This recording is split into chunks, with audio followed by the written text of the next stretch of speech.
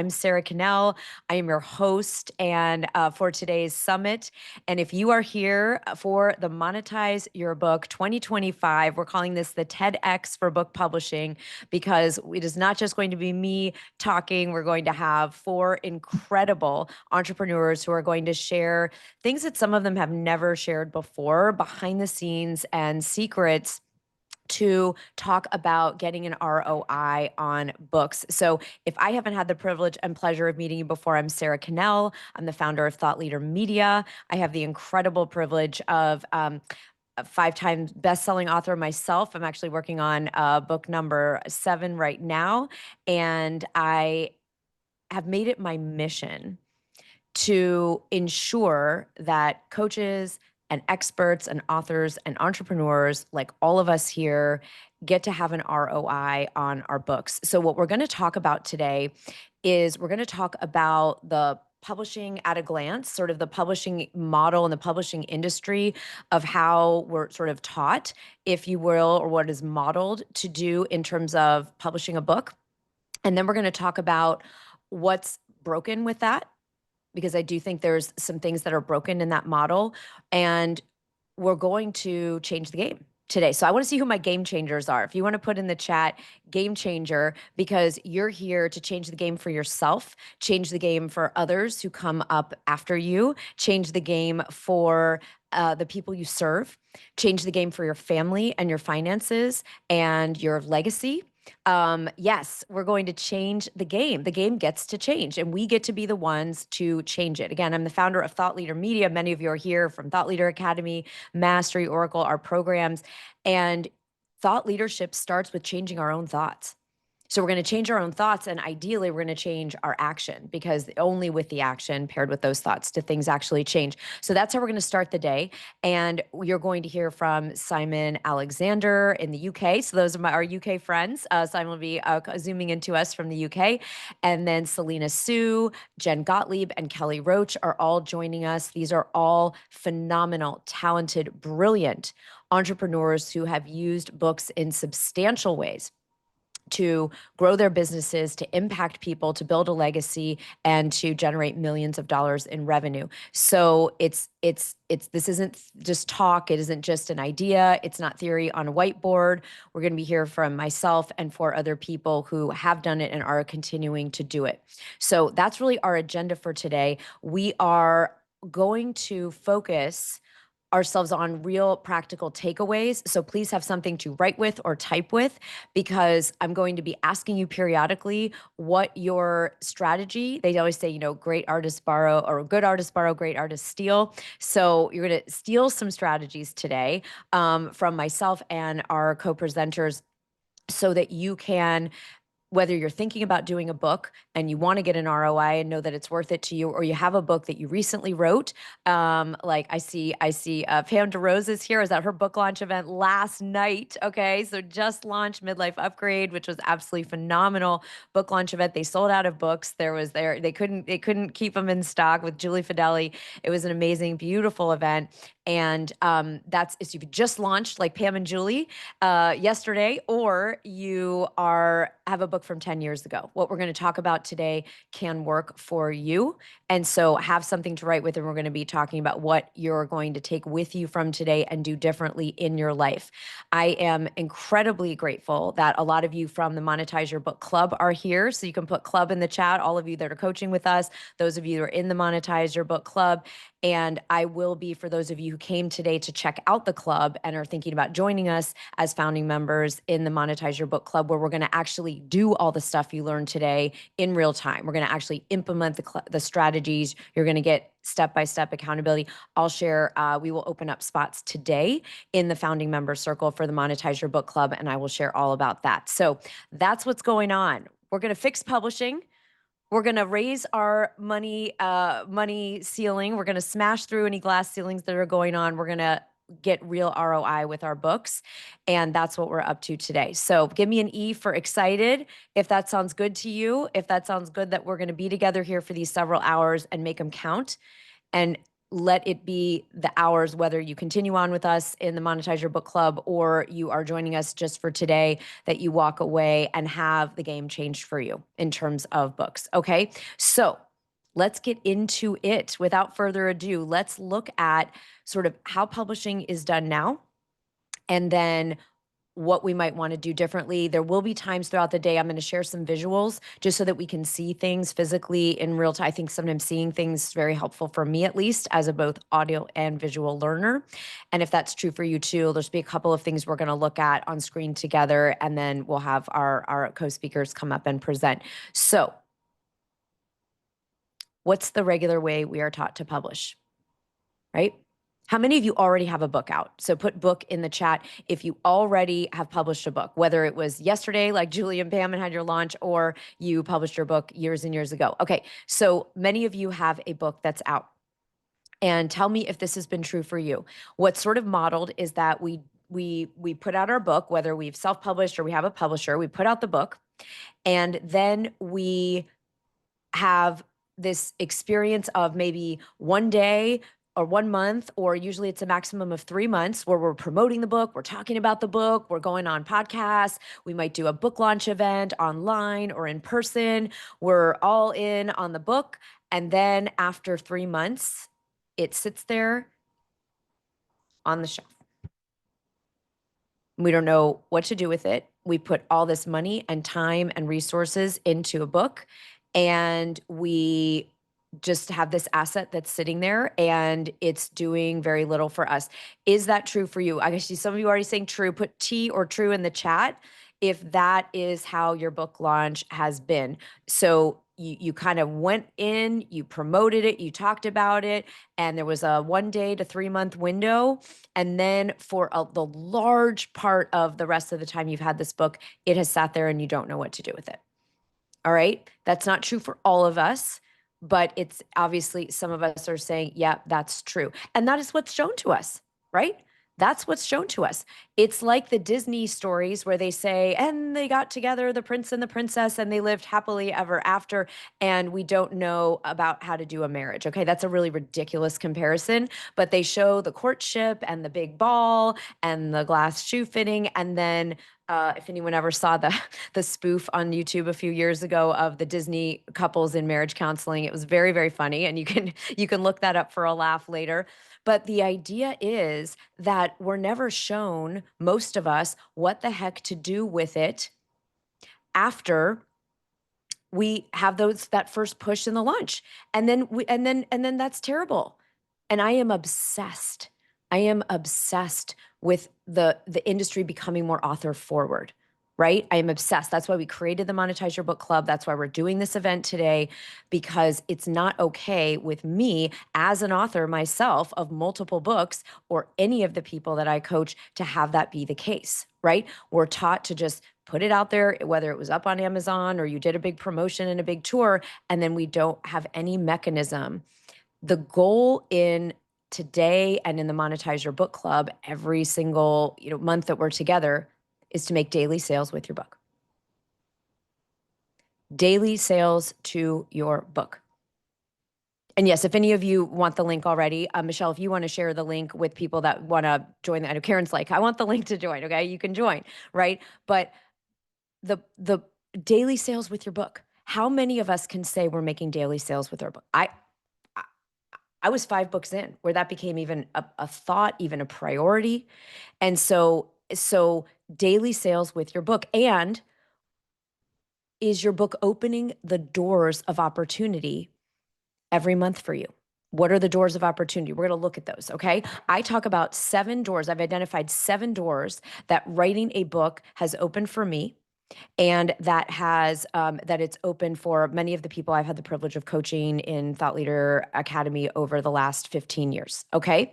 So Chef Ive is like, no, I'm not making daily sales in your book. Okay. With your book. Yeah. Most of us aren't. I would say the fact that the average book sells under 200 copies, if you're not a celebrity, lets us know that that's not the case. Right now, I don't just count book sales as a ROI on the book. We're going to talk about different kinds of ROI that we teach in the Monetize Your Book Club today so that you can see all the ways, because it's not, to me, just someone buying a book. It could be someone becoming a client, someone who hires me for a paid speaking engagement because they saw my book, someone who brings me in. I'm going to be speaking next month at Goldman Sachs, and they're all buying the book in bulk with their small business group. They're all reading the book of the month. I'm going to go in and speak. And so if I get paid to speak and people buy the book for the attendees of that speaking thing, all those things, if I do a joint venture with someone and we collaborate on an event and sell tickets to the event, these are all just a few of the examples of the things that I personally, you'll decide for you, count as ROI, return on investment of a book. Right. So there's lots of different things that count. To put count in the chat if that resonates with you, that there are more types of sales you want to make besides just actual book sales. You want paid, so let's look at the doors. Actually, I made a visual. It's not pretty because I didn't have a graphic designer do it. So just know this is me just, I'm a writer, not a graphic designer. So it'll be what it is. But let's just take a look at this. And I want to see in the chat which of these resonates with you. Okay? Which of these doors are doors that you want your book to open? And for many of you, they're likely already, your book is already opening this. But this is all part of ROI on a book. All right. So the first is, right, 7 doors that writing a book has opened for me and the people that I coach. One is speaking on stages and getting paid to speak. Whether you're getting paid a speaker fee or you're letting people know about the transformational work you do as a coach, a doctor, a lawyer, an entrepreneur, and people then hire you from that speaking engagement. Okay. So speaking on stages, right? Being a guest expert in the media or on top podcasts or getting featured in articles, right? Lead generation. That's part brand and part building an ecosystem of people who know, like, and trust you because of your book. Especially now in a trust recession, that is crucially important. Attracting ideal clients, right? Attracting ideal clients, increasing revenue. I mean, these things all ideally increase revenue, but having another revenue stream in your business. I am very passionate about everyone having something, and this is what we teach in the club, in addition to your book itself, because books, by the time Amazon and Barnes & Noble discount our books, there's a few dollars per book versus bundling that, which is what we're focusing on in this month's strategy, bundling your book with other types of programs, products, and services. Right? So increasing revenue, having the opportunity to joint venture and partner with people who you've admired, right? People who you've attended their events. Now you're maybe co-hosting an event or speaking on stage with them or creating an affiliate program with them, being seen as an industry leader. Right? Which of these is important to you? So I love my all of the above people. Tanya, who else already wrote all of the above? A few. So I want to see in the chat, which doors do you want your book to be opening for you every single month? All of the above. I'm an all of the above girl myself. So you're in whatever it is, they're all, every single one. I'm loving today. I'm loving that this group is here for all of the above. Yeah, let's open to, I love that, Susan. Let's create a windstorm. All right. Everything except public speaking, right? Some of these won't resonate. Great. Choose the doors. But the goal today, and then actually being able to implement it, those of you that want that support and accountability and strategy every month, in the club, our goal in the club is that you're making daily sales with your book and that you're every month opening these doors through your book. So those of you working on a book, these are the doors you want it to open for you. Those of you who have a book, let's kick those doors down. Let's blow them open, right? Yeah. I love this. Okay. So you're picking the doors you want it to open. Some of you, it's all 7. Some of you, it's 1. Some of you, it's a few. But the point of looking at these up front before we hear from Simon and Jen and Kelly and Selena, and I'll share more with you of my methods and strategies. The point of looking at this is we want to go in reverse engineering this day today. You want to go in knowing what you're listening for, ear to the ground. What are you listening for? Because today you're going to hear from people who have kicked down everyone. Okay, and that sounds like it's, we had to kick it down. Has blown open, much more fun, blown open every one of those doors and continues to. Not once, but consistently. Consistently. Right? So that's what we're up to today. And I want to find out from all of you, scale of 1 to 10, those of you that have a book out already,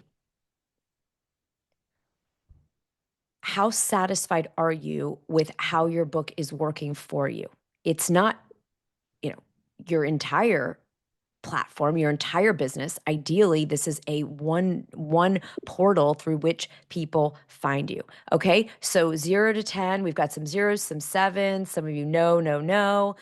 Some of you, Chris Williams, you're just launching this month. Yay, way to go, because you're gonna have a strategy going in. Too early to say. Yes, Sarah Cassidy, you're just launching now, right? So these are all of our brilliant thought leaders that are getting ready to launch. Going okay for some of you, 1, 5, right? And we all have different objectives. We all had different intentions. We all had different desires when we set out to write our book. But the mission that we're on here, and you're part of that mission, you're part of this movement now to make publishing entrepreneurial, to make publishing author forward. Now, we would assume that publishing is entrepreneurial. It's a business after all, right? And we've got an unmute. Everybody, just make sure you're muted. Thank you. We would assume that publishing is entrepreneurial, right? Because it's a business. But I want to share a story of my very first book. I went to traditional publishing. I got an agent, did a book proposal. The agent pitched publishers, got a book deal with an advance, all the things that you think you want as an author.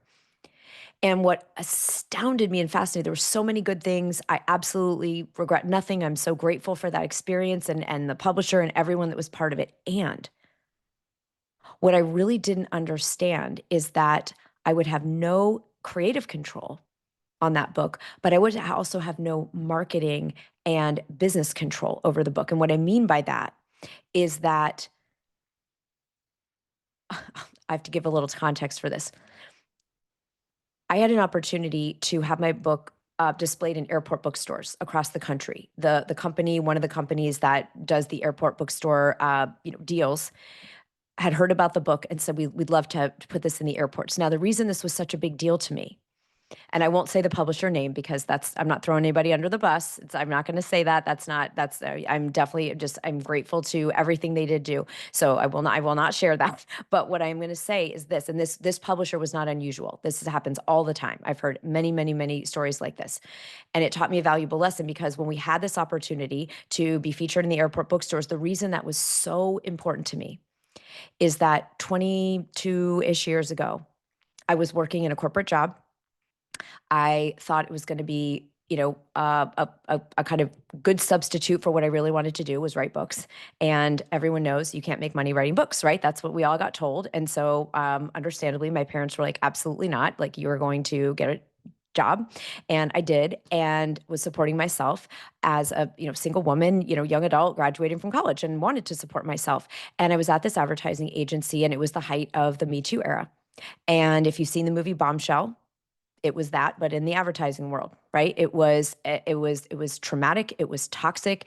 It was institutionalized, sexual assault and on a regular basis. And I spiraled into a really serious health crisis, mental and physical health crisis. And I was in the airport bookstore in Logan Airport, the Boston airport, where I see Tanya Simpson on. Tanya's book was in the Boston airport earlier this year, which is so exciting. And I was in the Boston airport. My flight was being called. I randomly grabbed a book off the display table. I didn't have time to read about it. And I read that book in one night on the flight, in the taxi. I stayed up all night reading, crying. The pages were wet, the lights coming through the window. And this was not a book by Michelle Obama or Brene Brown. It was a woman named Margaret Bullitt Jonas who wrote a book, Holy Hunger, telling her story of trauma and how she healed herself. And I vowed that day that I was going to quit the job. I was going to get my health on track. and I was going to spend the rest of my life paying that gift forward. I was going to write my own books, and I was going to empower other people who had an important story or mission or vision or methodology, and make sure that we were all in the airport bookstores on someone's darkest day. That was the vision. And I have devoted myself to that for the last 22 years.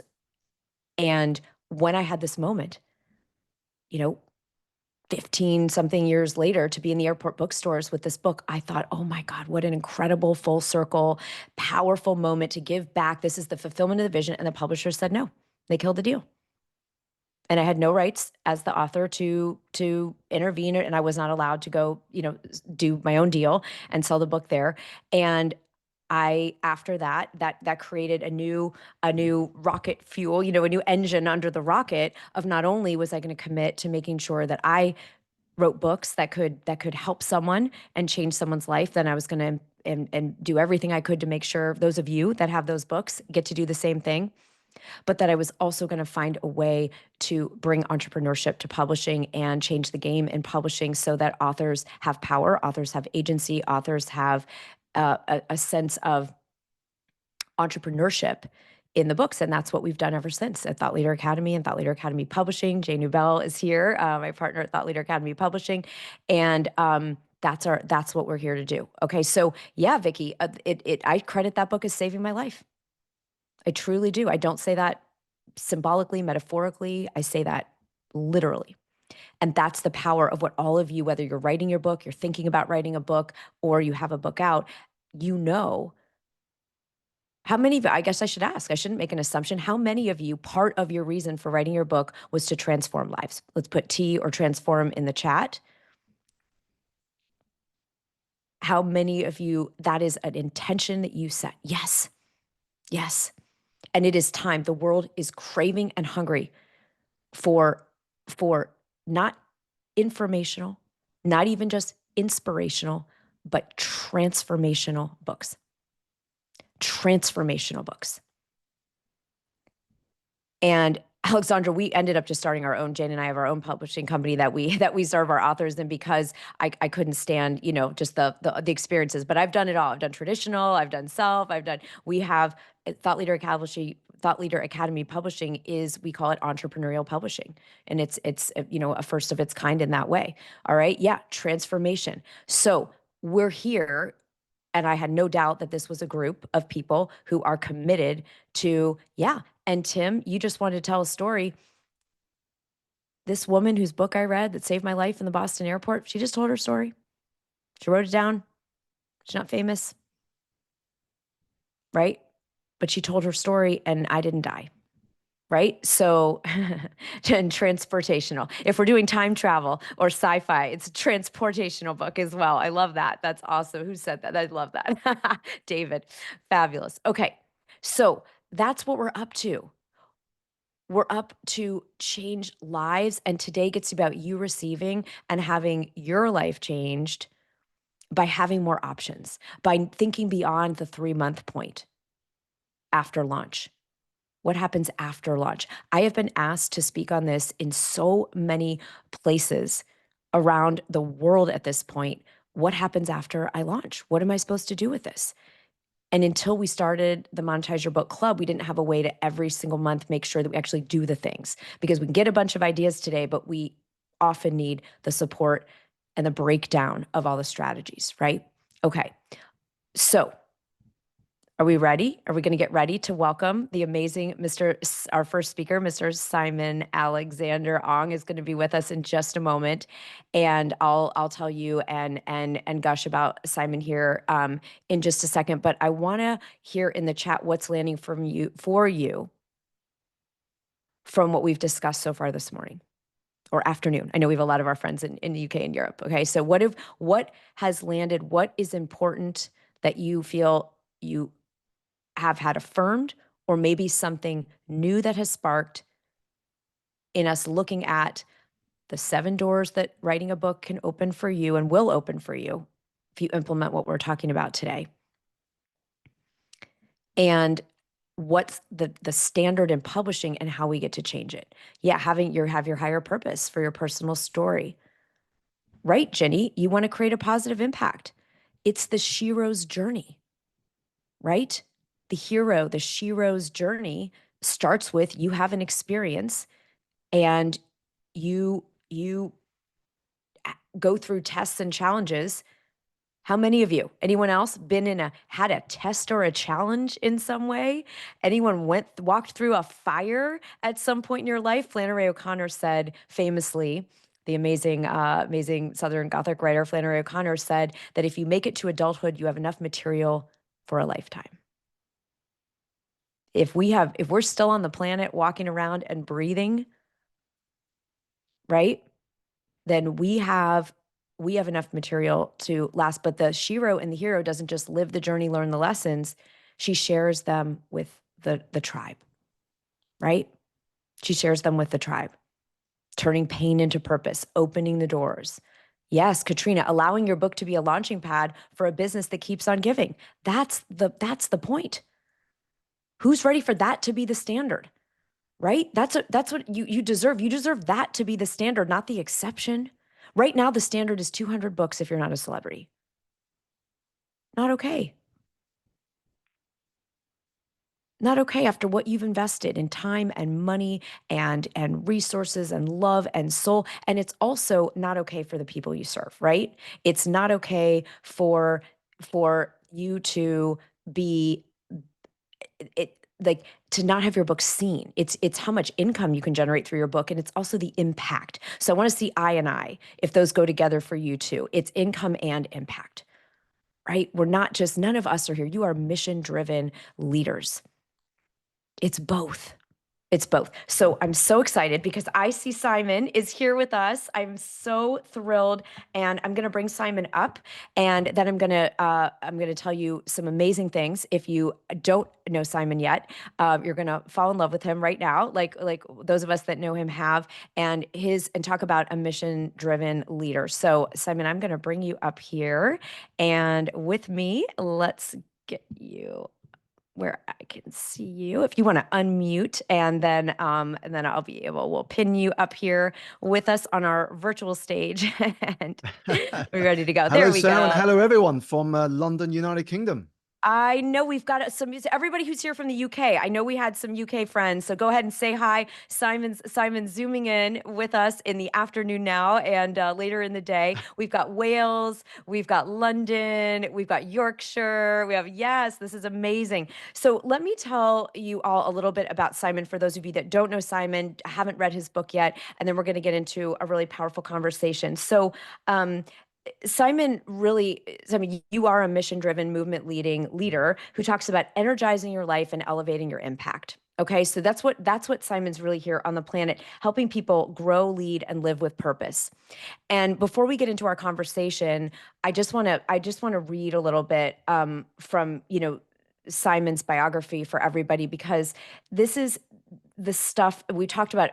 Simon, before you jumped on, we talked about the 7 doors that writing a book can open for you. I talked about speaking and the ability to joint venture with powerful, amazing other leaders and create a bigger impact. And you are a living embodiment of walking, and opening all of those 7 doors. So Simon is the best-selling author of Energize, and we'll share a link in the chat to Simon's book, so you can see that and get it if you don't have it.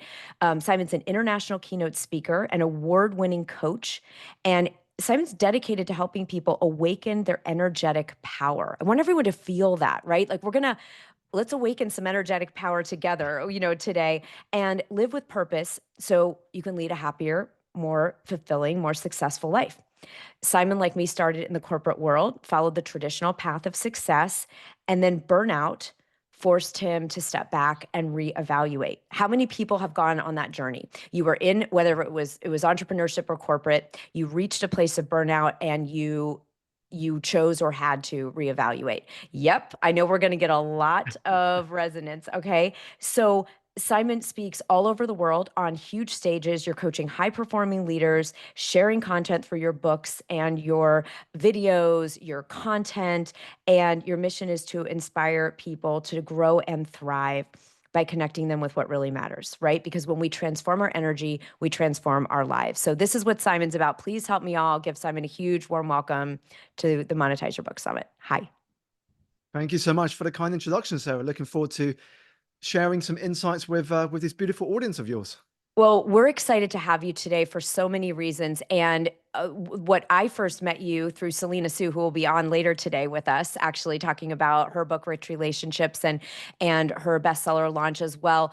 But Simon, you did some really interesting things in the launch Mm. of your book. I think things that a lot of people don't think to do in terms of Yes, partnerships and events and things. So I'd like to start there, which talking sure. about what you did at the beginning, and then I want to talk about some of the people you had blurb your book because. Mm.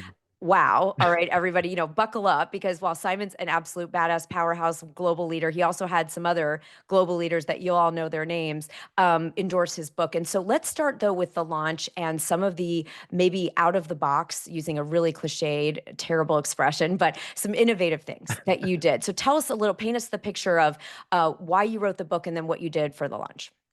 Sure. So, why I wrote the book, for me, it was a combination of my journey from the corporate to what I now get to do today. And I got to a point where I felt there was a book in me. There was a book in me about wanting to share what I'd learned through my coaching of leaders, entrepreneurs, and executives, and also what I've learned from mentors and coaches along the way on this journey. And so the angle I wanted to take was about energy management, because I remember when I was on stages across the board before I had the book come out, I would always have people come up to me at the end and say, "Simon, I don't have a question, but I just wanted to say, if I had just a little percentage of the energy you had on stage, I could go on and accomplish so much with my life."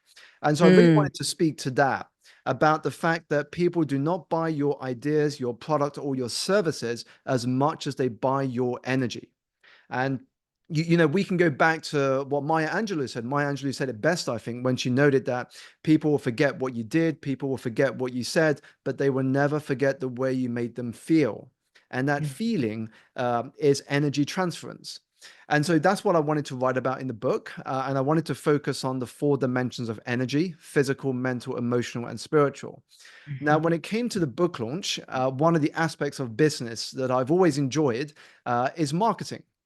Because what I realized is that I didn't just want to tell everybody on my social media, buy my book, buy my book, buy my book every day in the 3 months leading up to my book launch, because I knew people would get exhaustion from that. But what I also realized is that attention is the most important currency in today's world. How do I get people's attention to focus on what I had to share and the fact that I had a book coming out? And with that comes experiential marketing. How do I create an experience of my book coming out that transcends just a book, so people would want to join me on this journey? And for me, the inspirations came from the likes of Apple and Dwayne "The Rock" Johnson. So if I briefly touch on why I use these as examples, Yes. when Apple was listed on the stock exchange, we categorized Apple as a computer company. Now, if you fast forward to today, I'm not sure we would categorize them in the same way. They do watches now, televisions, mobile phones. They've transcended the title of being just a computer company to being almost a lifestyle brand. Mhm. And the same is with Dwayne "The Rock" Johnson. Most people know him for being a wrestler, but now he's transcended just being a wrestler. He's a director, he's an actor, he's a producer, he's an investor, he's a business personality. And so what I took from that is, how could I transcend my book just being a book? How could I transcend that and turn my book into a movement, into a brand, into a mission? And that's where some of these ideas came about.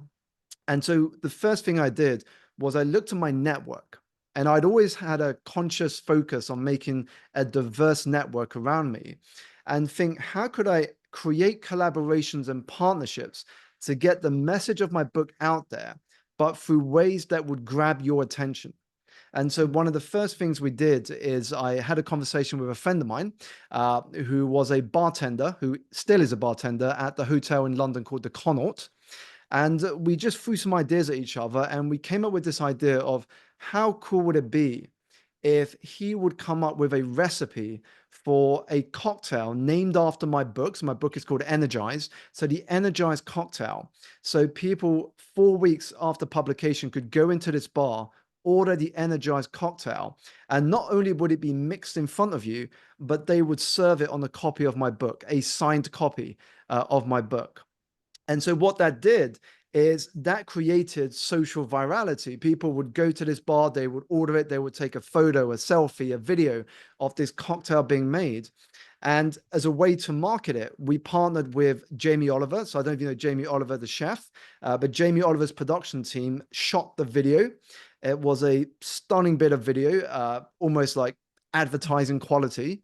And what it did when we shared it is when the bartender shared it on his social media, people were like, "Who's Simon? What's Energize?" And so they got Yeah. curious about my work. When I shared it on my social media, people got curious. Oh, I've never been to the Connaught before. I would like to drink a cocktail at that bar now. And so it became a mutual win-win. A few Yes. a few weeks after publication, I partnered with another friend of mine who is an investor in Web3 and metaverse technology. And we put together one of the world's first book launches in the metaverse. And so you would have this VR headset on you, and your avatar would be part of this launch in the virtual world. And again, the focus of this was to sell the experience of this being one of a kind. I mean, when we did the metaverse launch and we did the cocktail, we had so many journalists and editors and influencers saying, "How do I get a ticket? How do I become part of this event?" That itself was creating the buzz. And Yes. so it was looking at my network and then thinking, how can I collaborate with some of these people on my network to give birth to something so unique that people cannot help but talk about it? And in marketing, we call this UTP. UTP stands for unique talking points. So when you think about launching your book, ask yourself, how can I integrate unique talking points into my launch that make it almost a no-brainer that they want to talk about it and share about it? Because we're in a world now where if something is so novel and it's a great experience to be a part of, we want to talk about it. We want to go on social media and share our experience of it. And just to wrap this part up, and I'm sure there might be more questions on what I'm sharing here. One of the most recent things we did, again, to continue promoting the book, because we had the new paperback version come out this year, is we put together uh, something I've not seen done before, but I partnered with a celebrity chef, and we tried to tell 6 core themes for my book through the medium of food.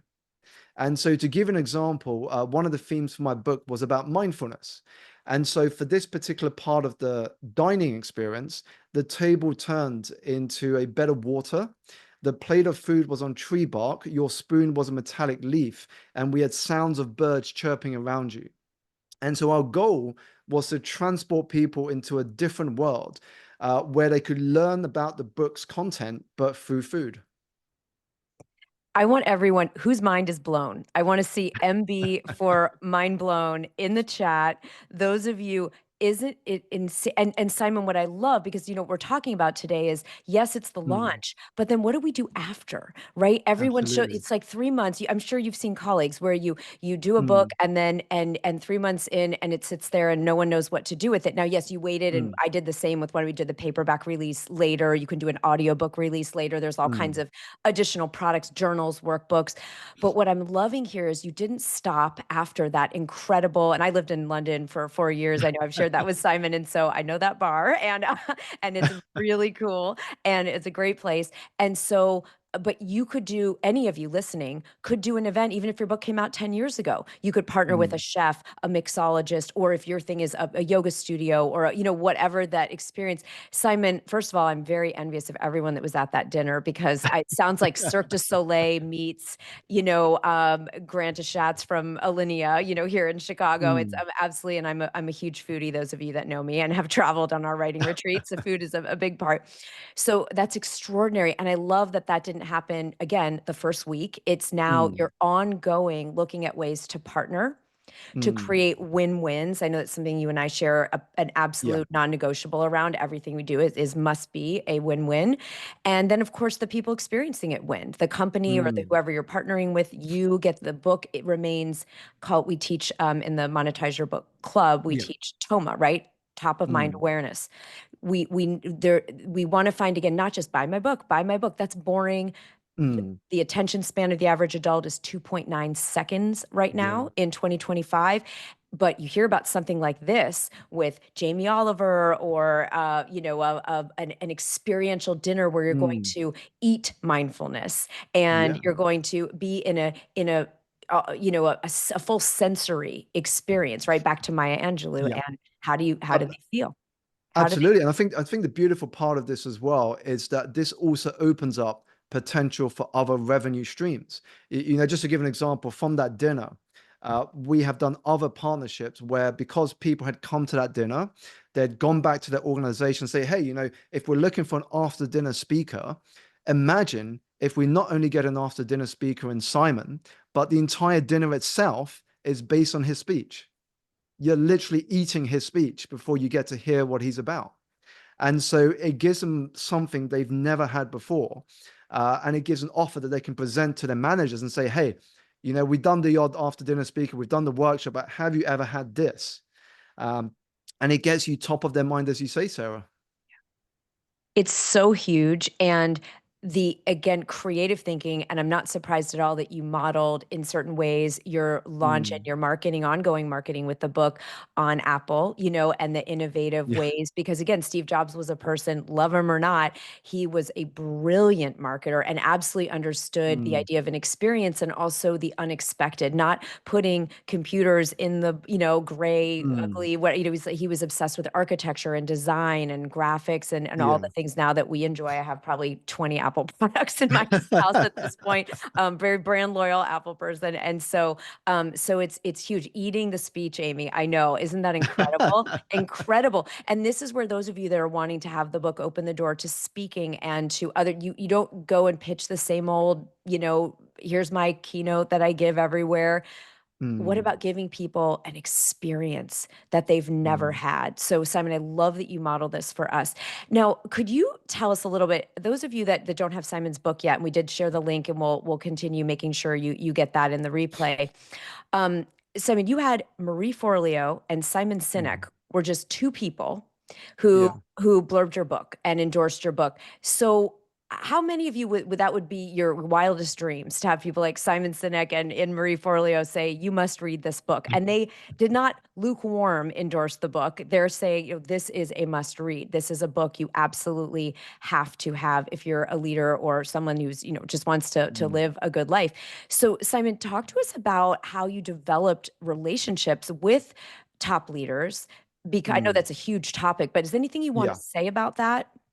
Of Absolutely. So, when I got the book deal with Penguin, which already for me was an incredible achievement to get a book deal with Penguin, course. and then to get the endorsements, as you said, so from the likes of Simon Sinek, Marie Forleo, Marshall Goldsmith, and then we also had Ali Abdaal. Yeah. If you watch my videos on YouTube, he's got nearly, I think, 8 or 9 million subscribers on YouTube. And every endorsement was a story in its own right. Mm, But the journey towards getting those endorsements happened years before. Now, what I mean by this is when I go about business generally, and this is book aside, mhm. I'm always focused on relationships. I'm always Yeah. focused on thinking, how can I add value to other people?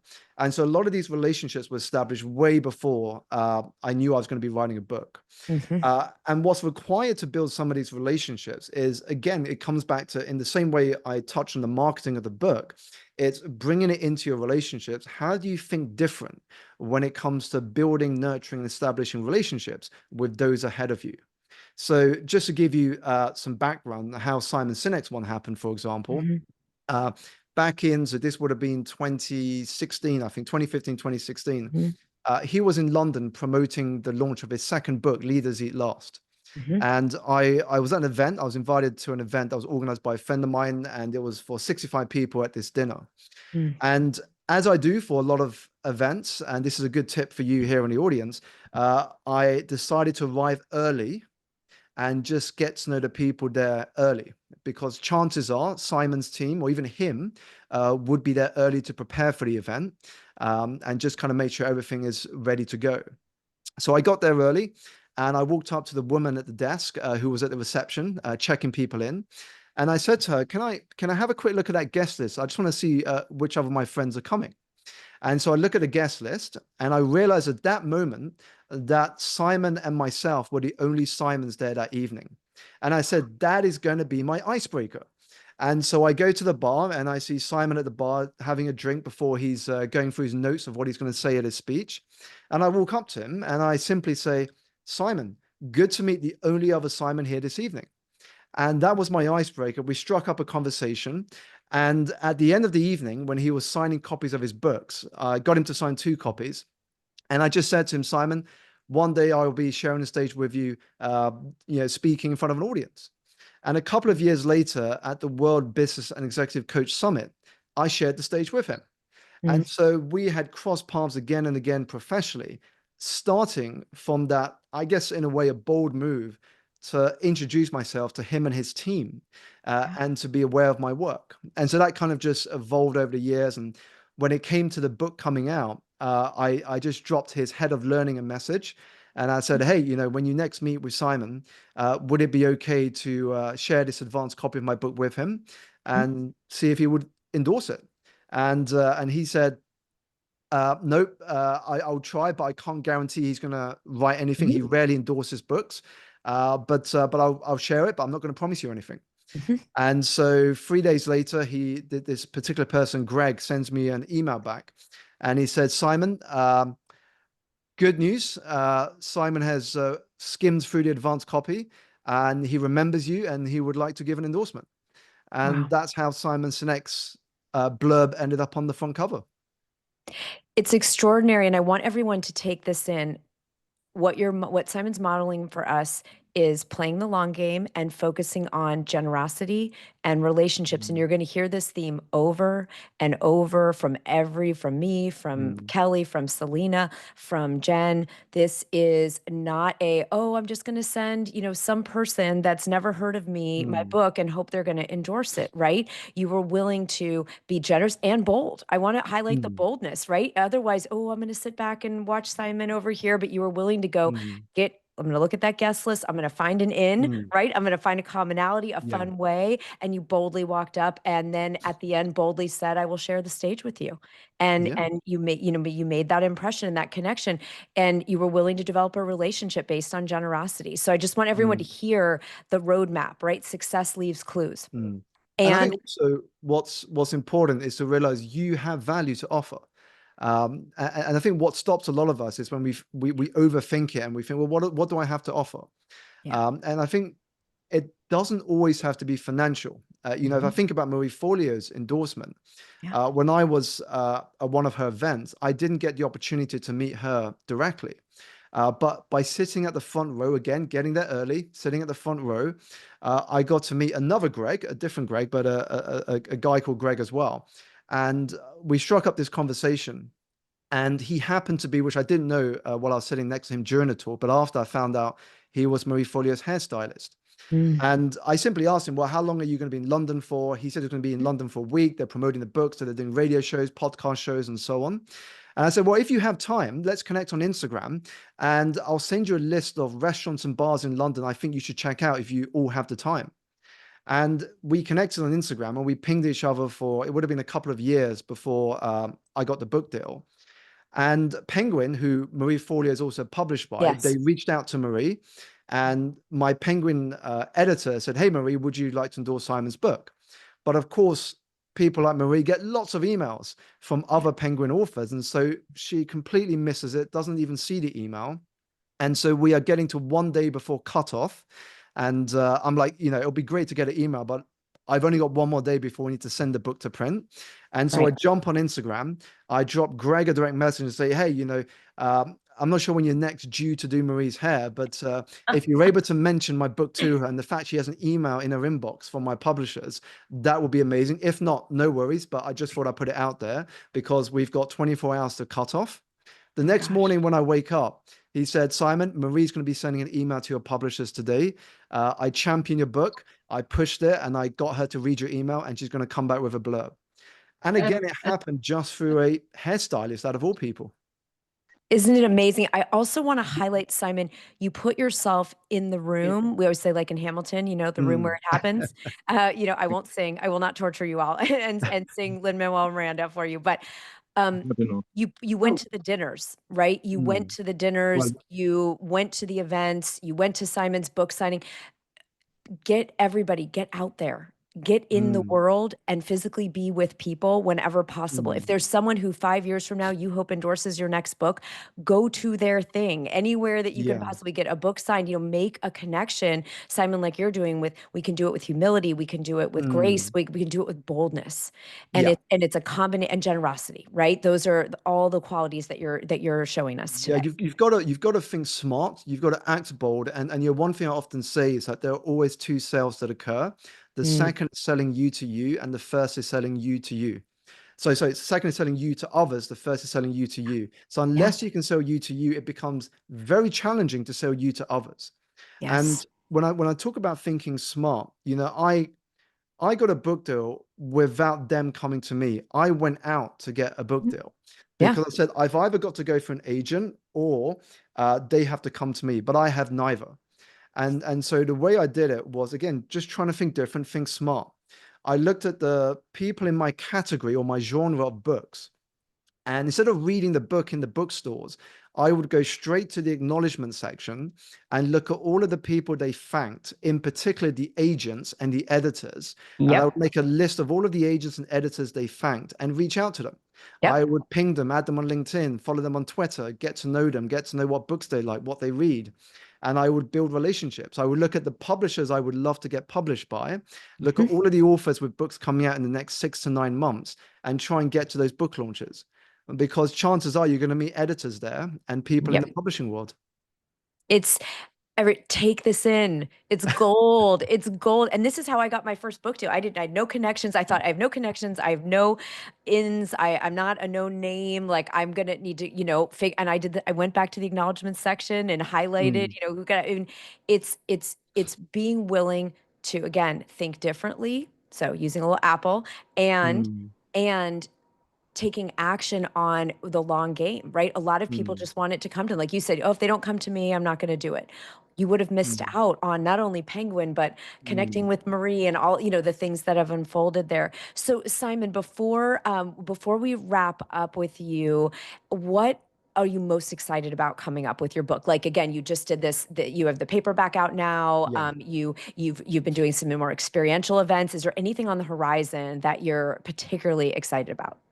Quite a few things actually. I mean, with regards to the marketing side of it, I'm talking with a guy I met recently who is an entrepreneur in the board game world, and we're looking to take some of my ideas and my coaching and my book and turn it into a board game where it allows people beyond just adults to access the knowledge. So you can gamify the experience, and you can involve children and families as well. I'm also speaking at quite a few cool events, and again, this coming on the back of my book. So there's an event here in the UK called Ideas Fest for those in the Mhm. UK, and I'm opening that event with another Simon. This time the Simon is Simon Squibb. I don't know Mm, if you come across Simon Squibb's work. And yep. he wrote a book called What's Your Dream? So he's famous on social media for asking people on the street what their dream is. Of course, my book is Energize. And talking of collaboration, we decided to come together as Simon and Simon to kickstart this Yeah. festival with the talk title Big Dream Energy. And so that's us sort of bringing together both of our experiences for Mm. this talk. And then going beyond that, I'm currently putting together the proposal for book number two. Are you allowed or interested in sharing, or is it in the vault at this point? It, Let it, us it's not still begin. very early at the Okay, moment, early. but yeah, as that takes traction, I'm sure I can share more with you, Sarah. Well, we will keep in touch. I know everyone will want to have you back. I'm going to put the link for Simon's book again. So make sure everyone read book number one as Simon's writing book number two. And everybody, follow Simon on social. Simon, what's your favorite way? What platform do you prefer people So to I'm follow you? I'm on all the major social platforms, but the three I use the most are YouTube, LinkedIn, and Instagram. Perfect. YouTube's a whole nother story, but that's Yeah. become a key business because it's grown crazy over the last year. Yes. And again, it's a great example of consistency and showing up. That's right. So everybody grab book number one, Energize. Your life will be enriched and you will vibrate higher for it. Simon, you have opened our minds in such incredible ways today, stimulated our creativity. We're so grateful with your very full schedule that you made time to be with us. And we're excited for everybody to follow you. Thank you so much for being here. My pleasure, and best of luck, everyone. Thank you. Thank you. Okay. So Everyone, let's take a deep breath together. Super powerful. I want to hear the takeaway. Remember, today isn't just passive listening. We're here to get ideas and take action, right? And those of you who are going to join us in the Monetize Your Book Club, we'll be with you every single month, making sure that we break down exactly how to get, right? How many, so I want to see your favorite, what's your favorite takeaway from Simon? Outstanding energy, innovate and change fixed rules, consistency and showing up, thinking outside the box. People buy your energy. Yeah, the creativity, the building relationships, the beautiful way Simon's thinking about marketing, not being shy, the long game and boldness, living the book, eating the book, right? Eating the talk. How many of you are going to do a food related event now in some way, right? I know. And Deb Kusman, you're here. You're in the, obviously that is your business and you're doing a cookbook. So yeah, that you have something to offer. Absolutely. Go to events and meet people. Okay. So many brilliant, brilliant ideas that Simon shared with us, enough to, fill. But those of you that want to figure, well, how do I make a partnership with a mixologist at a beautiful hotel, or how do I partner with a chef, or how do I, again, that's what those of you in the book club, that's what we're doing in the Monetize. It's not a book club that we read books. This is the Monetizing Your Book Club. And we're going to break down all of these strategies this in the coming months on getting book sponsors, doing partnerships, doing experiential events. And remember, this doesn't need to just happen at your launch. This can happen a year later, 10 years later. You get to decide to keep your book TOMA, top of mind awareness, with the people that you're here to serve. And yes, James, it starts with us. It starts with us. All right. So we have our creativity stimulated. We've got creative thinking going on. We get to talk with Selena Sue next, who is going to really take this conversation to the next level, because so much of what Simon did organically is what Selena teaches people to do in her book Rich Relationships, which just came out and with huge success in May, and so much is happening with the book. So that's what we're going to dive into here in a moment. Yeah, everyone's saying Selena Sue so amazing. Yes, it is. It's an amazing. Rich Relationships is an incredible book. Selena is an amazing thought leader. And so everyone just take a couple of deep breaths and make some notes so that you can capture. We, of course, will send you the replay, but you can capture the ideas that, yes, some of you are talking about doing a book comedy show. One of our authors, Sue Kerber, I don't know, Sue, if you're on right now, but I think of you all the time. Sue's going to create, because she's a master fly fisher, she's going to be doing events in nature, fly fishing events as part of her book tour, right? We don't have to think about going to a bookstore and being in conversation with, right? That's the in conversation with is the sort of way that we are, taught to do this. No, we don't have to. Yes, Amy Prestridge is an actor and a performer. You're doing book launch events and book tour events in theaters, in performing spaces, right? Molly Jones, I saw Molly on here. Molly's writing an incredible new book called The Shift that's in process. And Molly's going to be doing experiential next level meditation and illumination experiences in large performing arts centers, right? Yeah, comedy gigs. I sounded like Julia Child. Yeah, Julia Child's. Yeah, absolutely. Right. So, in conversation with, like Mystery Science Theater, and I'll do, voices to keep us entertained and awake today. I'm obviously not a stand-up comic, but I am very excited to continue our conversation with Selena Sue, who I just saw. Selena, if you want to unmute, I'm going to bring you up to the stage, and we are going to talk about Rich Relationships, your incredible USA Today bestseller book launch, and so many other good things. So we're going to find Miss Selena. And yeah, Priscilla, you can do it both ways. We'll teach you in the Monetize Your Book Club how to go to a bookstore and co-create an event. or you can have the bookstore put on the event and do all the work for you, but you might want to do what Simon did and create something really innovative and really different. And so that's what we're doing every day in the Monetize Your Book Club, teaching you, empowering you, giving you the script to go in and email or walk into the bookstore and know what to say in order to get that bookstore owner, whether it's an indie bookstore or your local Barnes and Noble, to want to partner with you, right? Absolutely. Okay, so we're gonna find Selena. I saw that you came in, Miss Selena. Hello. Hold on. If you keep speaking, it will Okay, pop I'm you gonna to keep where. speaking and yeah, but There pop we me up. go. There we go. Okay, great. Welcome, Selena. We're so excited in your Power Rich Relationships red. Yeah. I almost wore red and I wore it to Julie and Pam's book launch last night. So, oh, Selena's going to be in red. So I love it.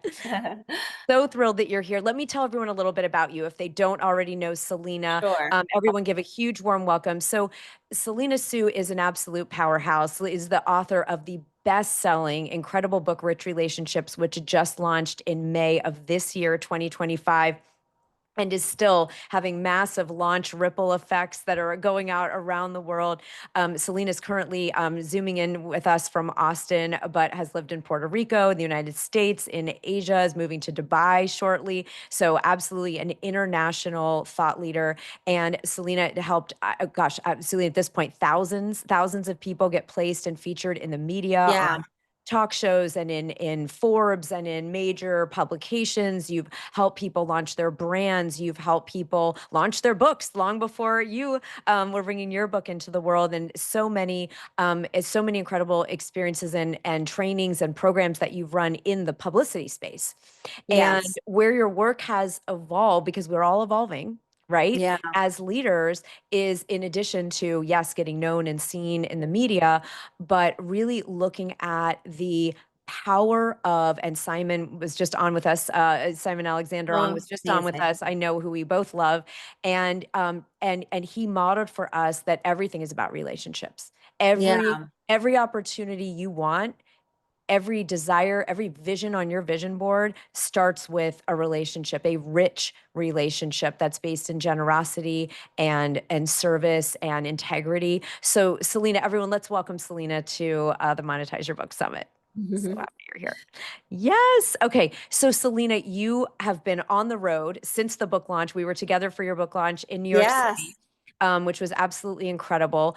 Selena, if you want to share with people just, a little bit about why you wrote Rich Relationships, the book, and then we'll talk about the launch and what you're doing now after the launch to keep it top of Yeah. mind.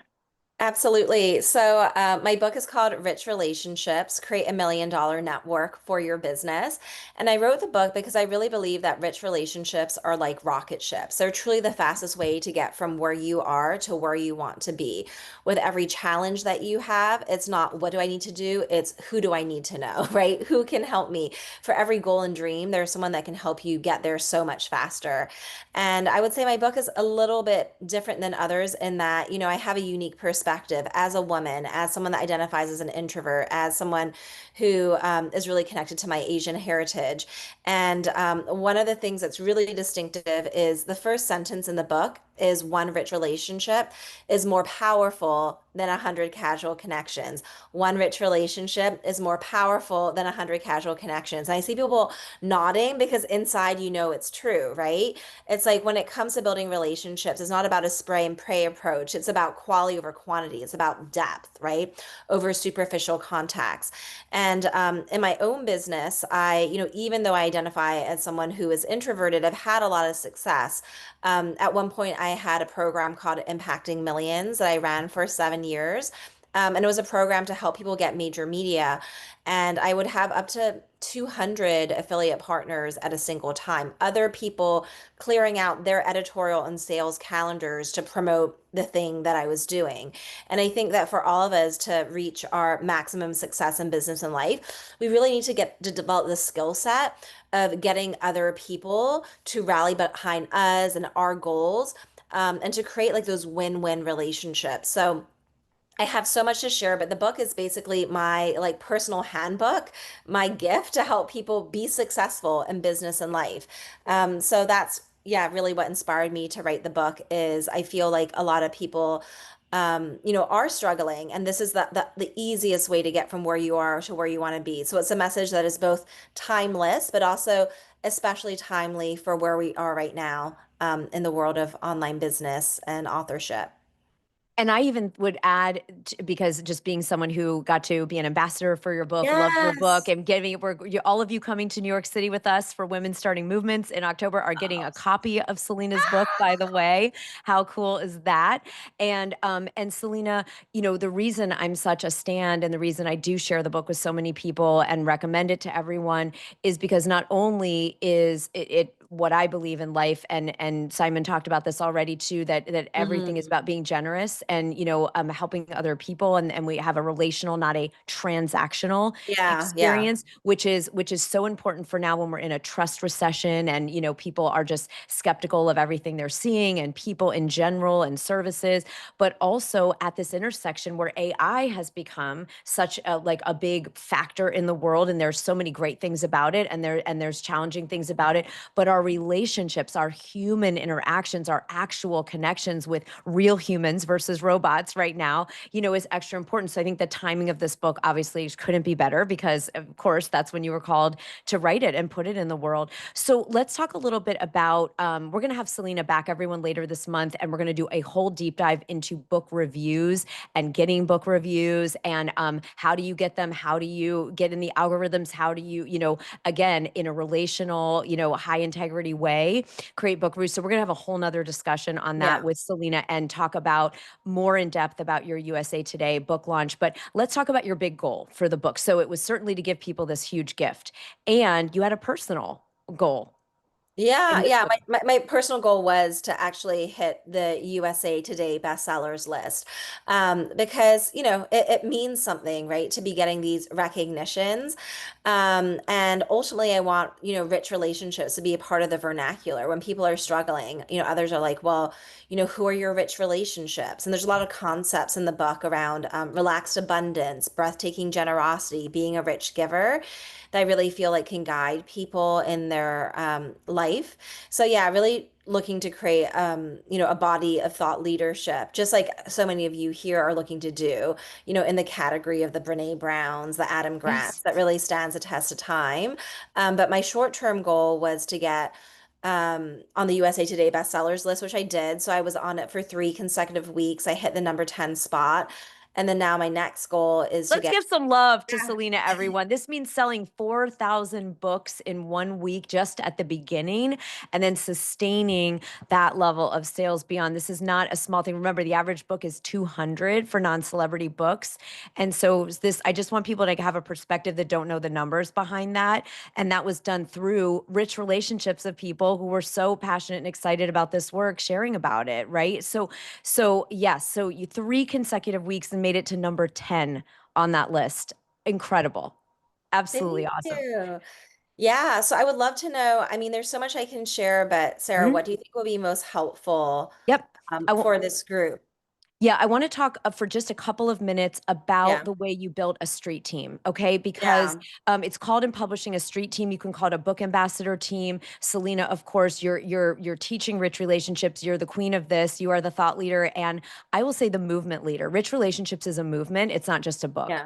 All right. And Mm. again, we're hosting, Women Starting Movements. That's one of the events that we have, because books are meant to. How many of you, I want to see how many of you, as we talk about Selena creating a movement for not only the launch, but her thought leadership, how many of you know your book is really about a way to help you lead a movement? I want to see the word movement in the chat, so we know who our movement leaders Mm. are, because it's not just a book if you Yeah. don't let it be. So Selena, let's talk about how you approached creating book ambassadors for your launch. Yeah, yeah, absolutely. So there's kind of three phases to it, which is kind of the structure of my book as well.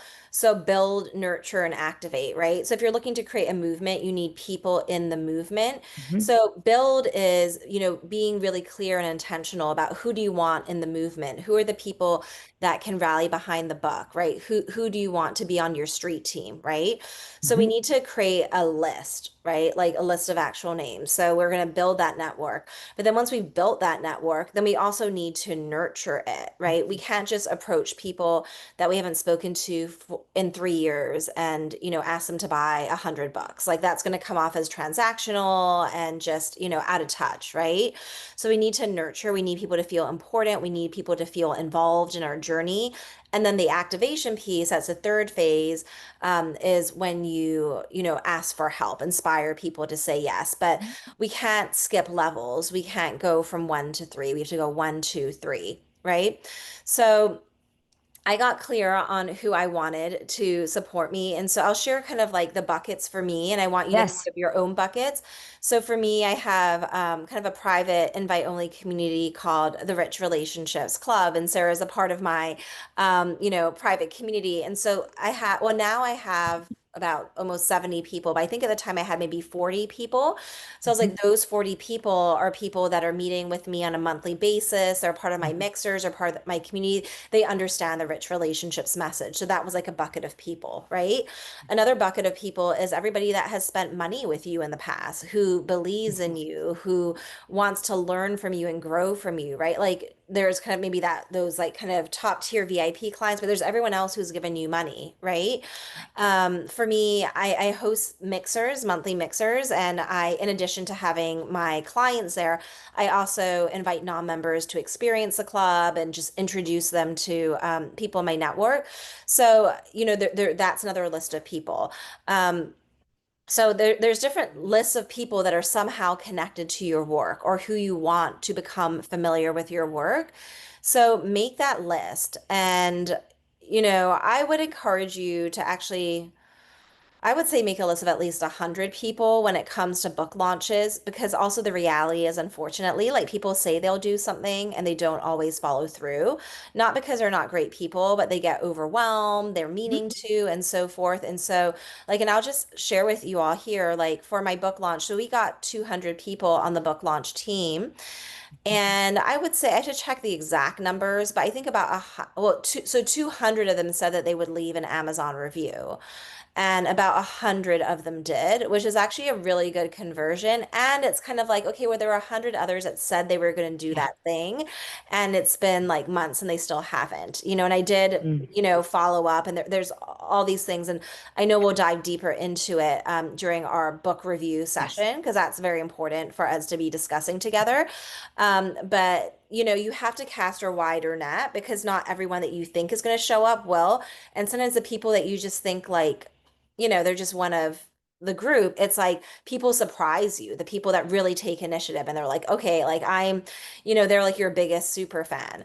Um, so yeah, so step one is creating that list. Like everyone should have 100 names. And I know that it might feel like a struggle, but go through your cell phone. Who are you texting with? Look at your texts, look at your WhatsApp messages, look at, if you use Voxer, Facebook, Instagram, who are you having conversations with? Who is investing time in a relationship with you?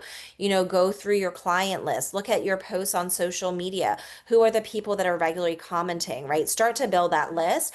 And it doesn't have to be perfect. Let's just get like 100 plus names and then you can, finesse it in the future. Right. So that's the build. So the second piece is nurture. So even if someone loves you and they want you to win, the reality is everyone, yourself included, right? We're so busy. And so we Hmm. really need to be immersed in that person's world and journey and like for them to have our attention, right? In order for the next step to happen. So what I did, and I haven't seen other people doing this, I think this would be a really good idea for everyone, is I did a series of behind the scenes events. So I had an event called Rich Relationships: Behind the Scenes, right? Hmm. So I sent emails, but I also individually reached out to certain people via voice note, right? And I had a landing page for the event, right? And it doesn't have to be a landing page. You could have a Google Doc, you could have a Zoom link that's just, they put their name and email. But I just basically said like, hey, I just want to personally reach out to you because as you know, I've been working on a book called Rich Relationships. It is coming to life. It's going to be birthed next year, May 2025. And because you're such an important person in my world, world. I wanted to personally invite you to Rich Relationships Behind the Scenes. And at this event, I'm going to be sharing, why this book is so important, what my process has looked like for writing this book, what my big goals are, what are the mistakes I've made, or like that sort of thing, right? And so it's kind of like them feeling like, oh, wow, like I'm so special that Selena is inviting me to this private inner circle thing where she's telling her most important people what's happening, Mm, right, with her book launch. And I said to people, I think I also said, like, oh, and I'll also share, ways to get involved if you feel inspired, right, to support. mm. And so I found that those voice notes were really, really effective. And yeah, it took 2 minutes and it was time. But compare that to spending like 1 hour or 90 minutes or 2 hours to meet up with someone one on one, right? Maybe you have to drive to a coffee shop and this and that, and you put on makeup and do your hair. That could be like a 2 hour thing to connect with one person. Well, spend 2 minutes to just send a voice note from the heart to invite them. And then everyone's in the same place, right? For a 1 hour session. Um, and so what we did, because we were also selling our bulk buy packages, and our bulk buy packages started, the ones that we were actively promoting started $1,000. So what I did is we exported a list of everybody who had spent at least $1,000 with us. So they had already Mhm. shown that they could do that. And so we sent like a really nice email to them, and not just one email, just to be clear. There are probably like 4 or 5 emails. You can't just tell someone something once. Sometimes people see it and they're like, oh yeah, that's looks great. I'm going to get to it, and they don't. So there is that repetition. So like let's say at least like 4 or 5 emails to invite them to that event, and then also personally reaching out with voice notes and little text messages to people. Mhm. And so I don't remember the exact number. It was somewhere between 100 and 200 people maybe that I got there. And Yeah. then I did like a little presentation and kind of walked people behind the scenes of the book launch and really like engaged people and got people excited. And then I was like very clear about how can you help, right? Because that's what people want to know. How can I help? And there's different things that people can do, right? They can do a tweet, they can do an IG story, they can do this. But we all know that there's going to be some actions that really move the needle and others that don't, right? So I said to them, like, this is my big goal is to get on the USA Today bestsellers list. This is what it means. Like for me, that means I need to sell 4,000 books, 4,000 individual copies of the book. Um, and my strategy, what I've realized is the fastest way to do that is to actually offer bulk buys where Mhm. people buy, 5 copies, 10 copies, 20 copies, 50 copies, 100 copies at a time. And so I've actually put together these really special packages to make it a win-win because I know some of you have said that you want to support the book launch and I want to make it really easy for you to support. And then I presented like 3 different packages. And Selena, I'm going to interrupt for a second only yeah. because I want to let people know how much fun you made this. Like, how many of you feel afraid to ask? So put ask in the chat if it feels uncomfortable to go to people and say, hey, my goal is, USA Today bestseller or New York Times bestseller or whatever it is that your goal. And then it's like, oh, but you seize up saying, would you be willing to buy? I wish you could have all Yeah. been there in Selena's world because I could not have been more excited to buy Oh, both copies of Selena's book. I believe in the book and the movement you're leading, Selena. Of course, that was a non-negotiable if I'm going to share it with people.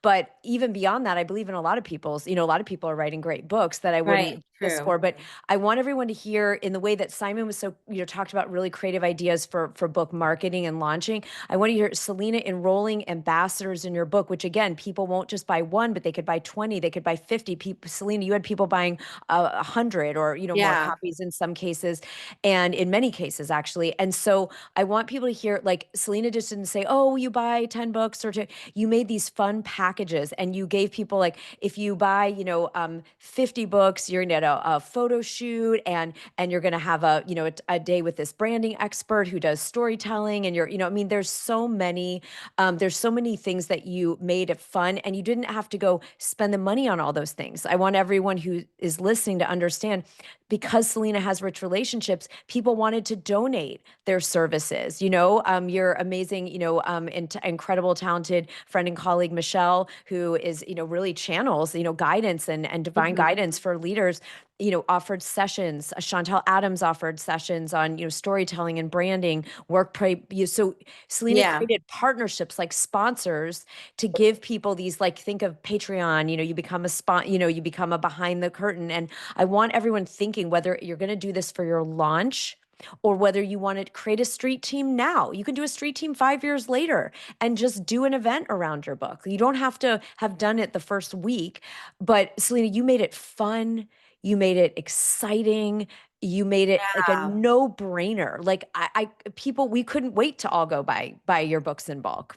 Yeah, yeah, absolutely. And so I think like everyone, you want to be thinking about what's a great package. Like, yes, people will show up and support you just because they're your friend, but that might just mean like one book, $5, or whatever it is. But if you want the masses to show up in a big way and purchase like say 20 books at a time, then you need to have some special incentives, whether it's like, oh, and when you buy this book, buy this package, you also get to come to this like VIP book launch party in person, or whatever it Right. is.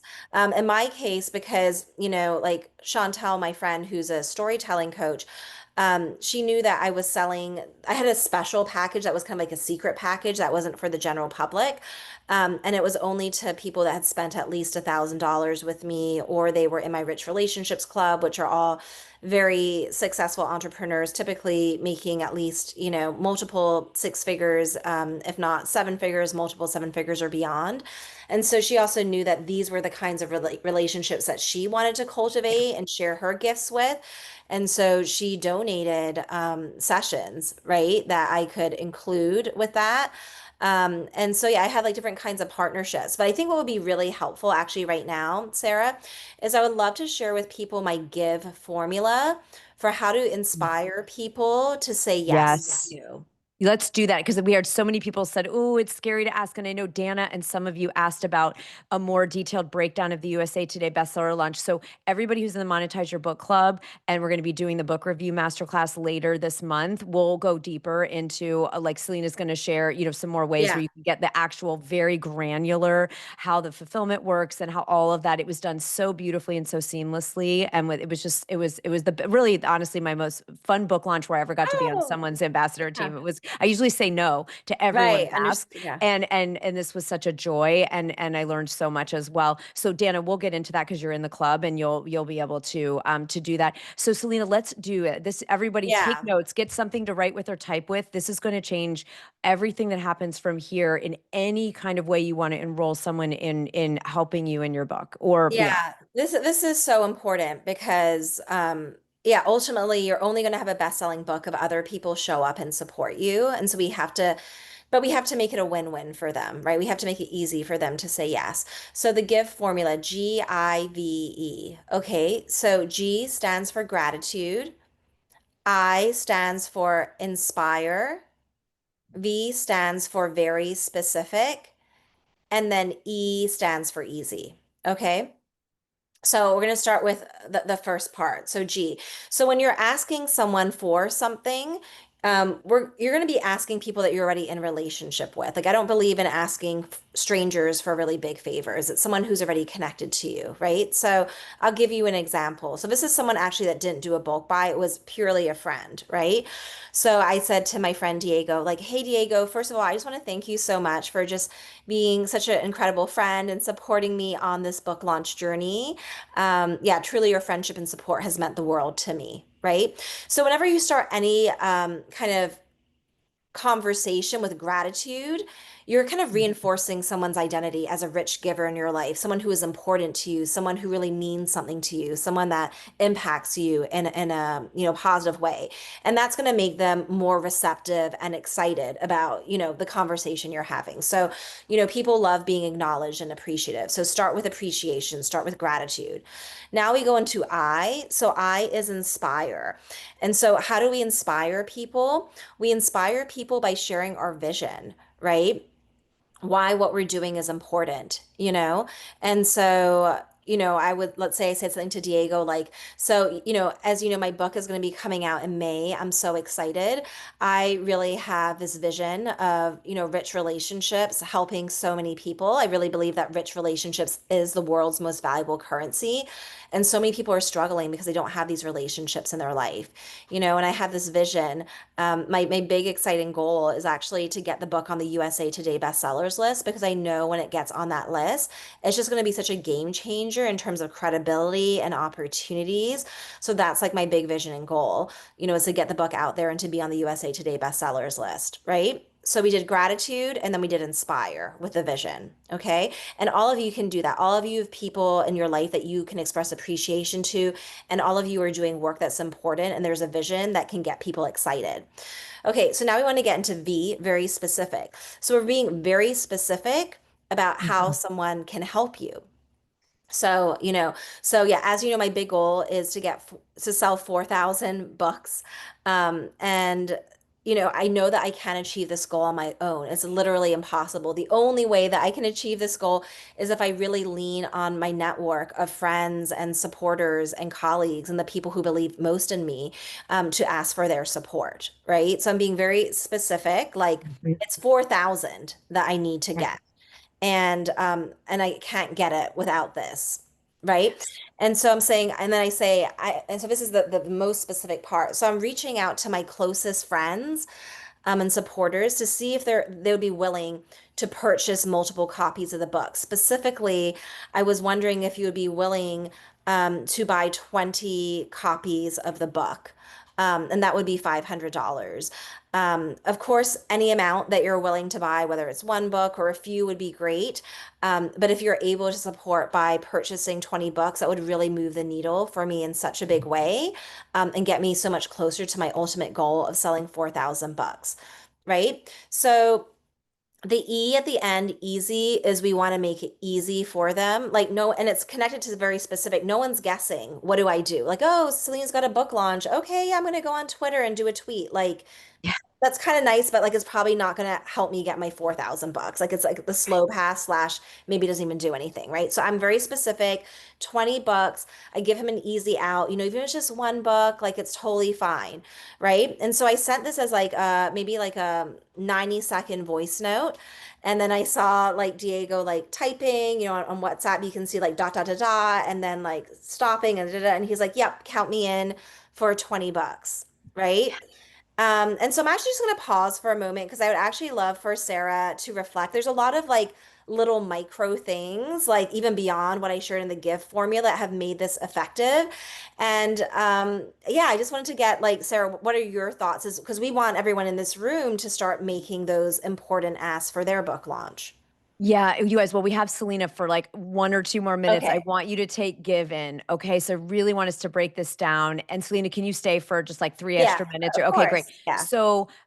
So easy is make it easy, Gigi, Yeah. right? You got to make it easy. So if Selena says, I'd love you to purchase 20 copies of my book, if that's something you can do, and then she doesn't tell people how to do that. She doesn't give them a link to purchase or an easy way to take the action, then it's up to them to follow up, to ask, to email someone on the team. And it's just too easy for someone to just say, oh, I can't right now, right? Versus make it very, very, so that it doesn't have to be a link, but it needs to be a very specific way that someone can take an action that you're inviting them to take, right? So Selena, this is, Give has so much in it. You guys, like literally you could buy the book just to study Give, right? And we put the link to Selena's book there, so you can all grab a copy because it's so fire. Um and so Selena, I think from everything that you've shared so far, I'm going to ask everyone to put your takeaway, all right? Mhm. Because a lot of you are going to have takeaways just about Give, but also about the fact that where Selena started, that one relationship is more powerful than 100 casual connections. One Mhm. relationship is the key to every single goal you have on your vision board.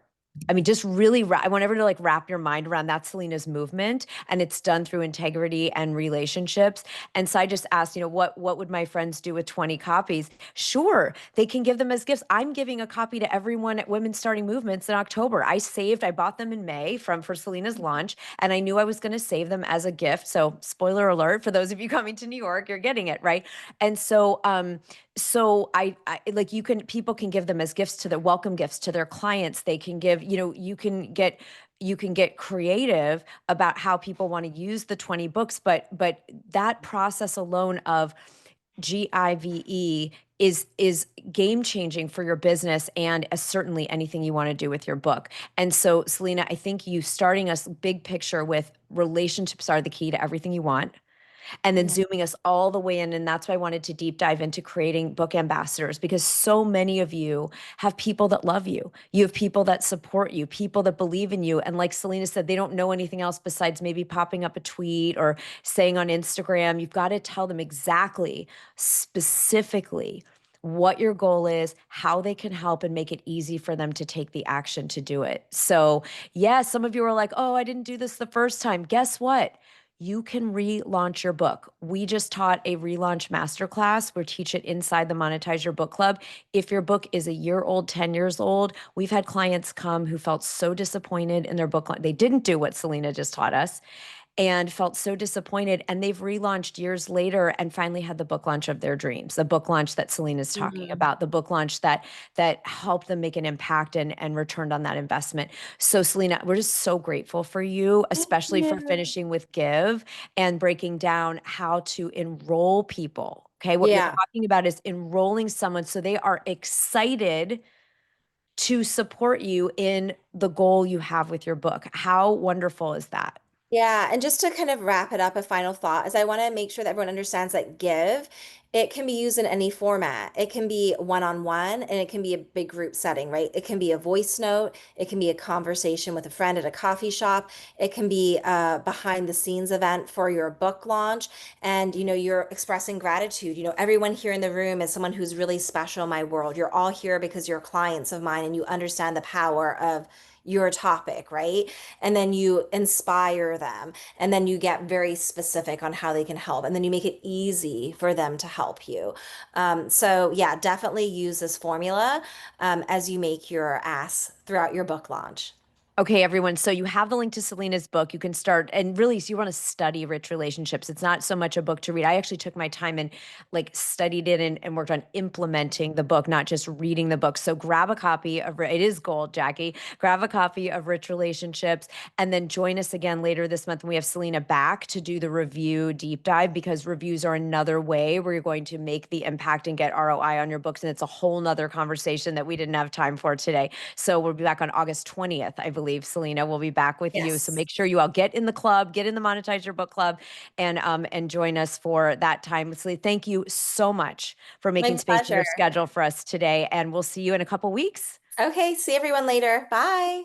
Can we give Selena so much gratitude in the chat, giving her love? Thank you. Thank you. Okay, so we are going to take 5 minutes. I want everyone to do a vision storm.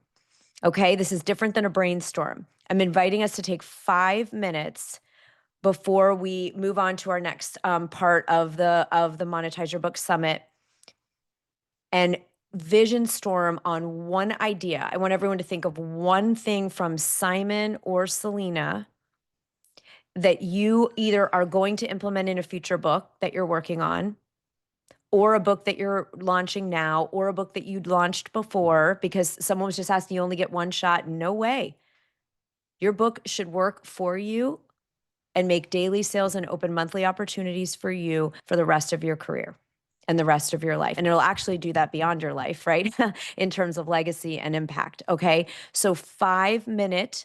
So we're going till 40 after, 20 minutes to the hour, where you're going to vision storm and just free write or breathe and meditate into what you are taking. What is one thing you can take from what Simon or Selena shared, and that you can take into your current, upcoming, or previously published book. Okay, just sort of vision storm what that could look like.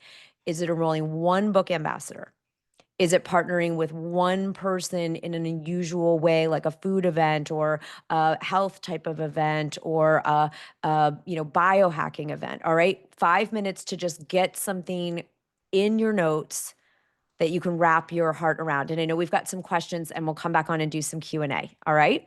All right, 5 minutes. Here we go. Visions.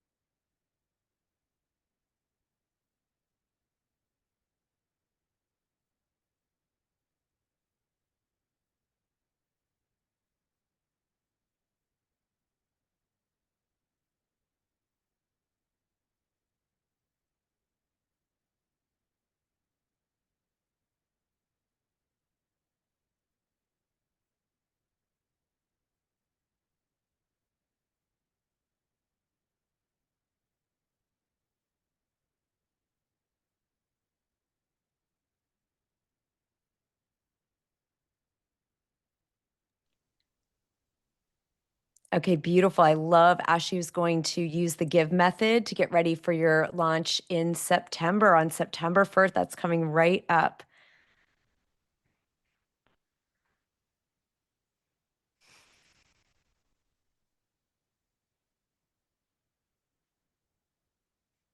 I see some good questions. We're going to do a little bit of Q&A here.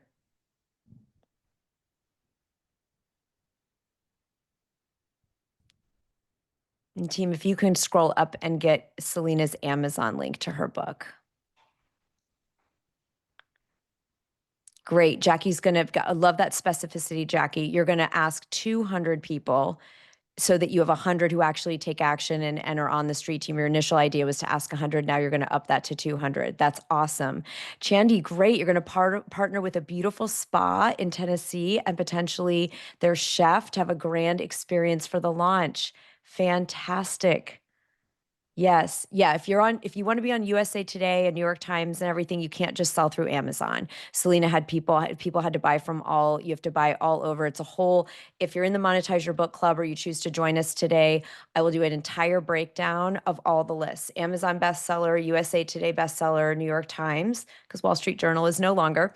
And I will break down if you, for anyone that joins the club or is in the club as a bonus, if you're joining us today, I will do a breakdown of the lists and exactly how many copies, how they need to be sold. It cannot, unless it's Amazon bestseller, only be sold on Amazon. You to be at retailers all over the country. In the US, you have to be at different types of bookstores, online, physical, bricks and mortar. There's many, many, many aspects to it that I have all the maps. We've cracked all the codes. We know all the ways, and I am happy to break that down as a bonus session for those of you that are in the club or that join us in the Monetize Your Book Club. So, team, if you can put the link there, just for people who want to join us, where we're going to actually break down everything Selena just taught, the things that Simon taught, the things you'll learn from Kelly and Jen today, getting speaking engagements, getting book tour sponsors, getting all the things. We pick one strategy per month and we break down the how to, give you templates, scripts, models, all the things, and then support your implementation. All right. So if that's the kind of support that you know, in order for you to take action on what we're talking about today and implement it, make sure you join us. And we have, this special time when we have for founding members, where we have so many exciting things going on and quarterly networking that's curated and a party in New York City with TV producers and Forbes writers and TEDx organizers and all kinds of things. So definitely join us in the book club so we can continue this work. All right. I know we had a hand up. You can put your questions in the chat if you want to. And I'm happy to answer them.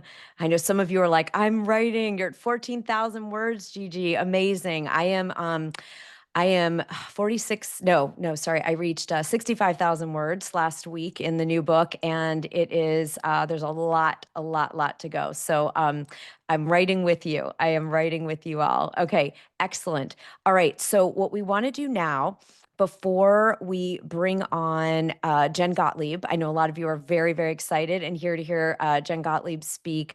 She is actually one of the top speakers in the world at this point, and we are in for such a treat to have Jen on in just a little bit, and then Kelly Roach following her. So much more to come.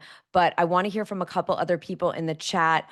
How many of you have decided on something you're going to implement from this morning? Okay.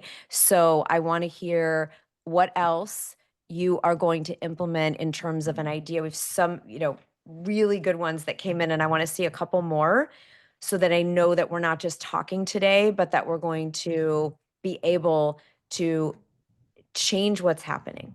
Make sure that your book makes a bigger impact and gives you a bigger ROI. All right. And then we're going to start with we're going to do a brain science technique. Karen, you're going to use Give for your next launch and maybe your relaunch of Let's Be Peace at the same time. You could relaunch in a bundle. That's a great way to do it. Dimitri, the bar idea. Yep. Gifting to get a review to keep the game on, using the Give method, Claude. Great. Let's hear a few more. Yeah, Gigi, a lot of people come in the club while they're writing the book because it's going to help you plan and actually be strategic as you're finishing the book writing and going into the publishing process. So we have many people in the club that have a book in the works, and I'm both a book in the works and a book that is and books that have been out. So yeah, yeah, Marilyn, you wrote a children's book and you want to do more school visits with a therapeutic lens. Yeah. So Marilyn, one of my very first author that I coached, one of the very first did a children's book, and her book tour, instead of being at bookstores and, in the traditional way, she did a book tour in schools. And our whole strategy was having her go in, and she actually got a doll made of the main character.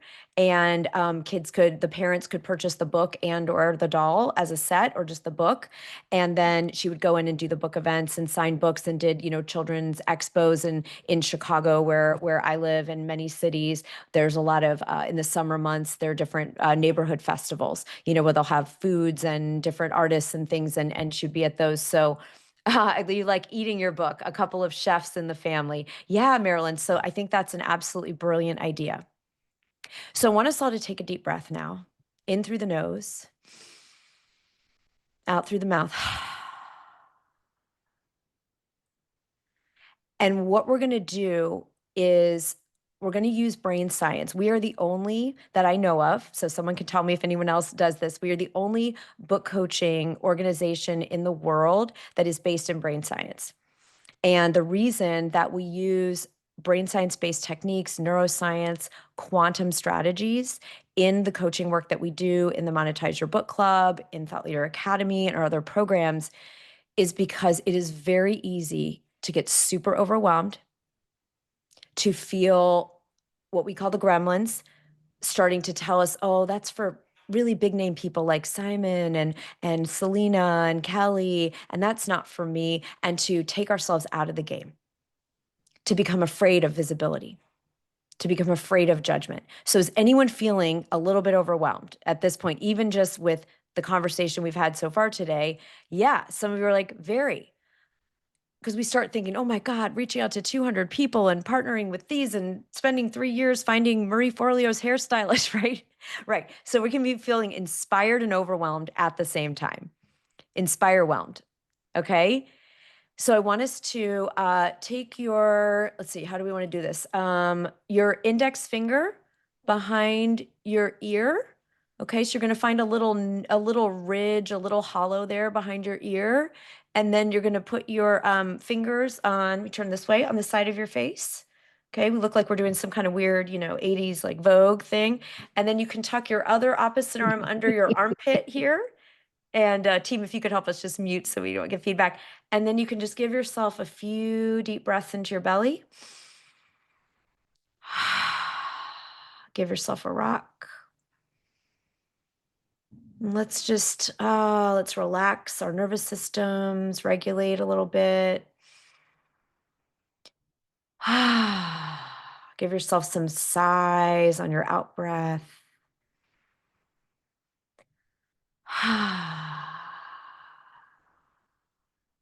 If you want to close your eyes, and this is just relaxing your vagus nerve, bringing yourself into parasympathetic, those of you that are our nervous system, somatic people. Now you can bring across your arms like you're giving yourself a hug, and you can pat side to side, up and down your upper arms, deep breaths.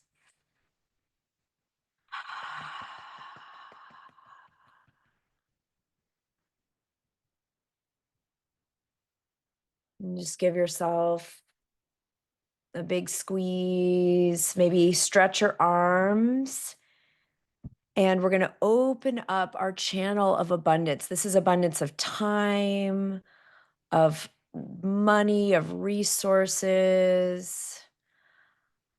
And if you want to, you can join me in saying, I'm one with all the abundance in the universe. One with all the abundance of the universe. Some of you think, wait, I'm here to get monetization strategies. You've got a lot more coming. But if we get so stimulated, we can't take in more. One with all the abundance of the universe. So now you can bring your hands together, get some energy, get some friction. This balances the right and left hemisphere of the brain so that we're ready to take in more. We're ready to get inspired. All right. And then hands over your eyes if you want to, your face. Deep breath. We're going to play peekaboo with each other. Yeah. So just take a moment, give yourself a spinal twist. Just let yourself just shimmy your shoulders. Maybe your eyes will water a little bit like mine, just getting released, getting cleansed out. Okay. So this is really important to balance ourselves, to regulate our nervous systems, to come into our bodies as we're learning. Because what Simon and Selena demonstrated so far today, what Jen's going to demonstrate, what Kelly's going to demonstrate, what I'm going to call you all forth into is your courage, right? Your courage to be seen, your courage to reach out to people and ask using GIVE, your courage to let your book do what it came in this world to do, right? And so if you feel comfortable closing your eyes or do a soft gaze forward,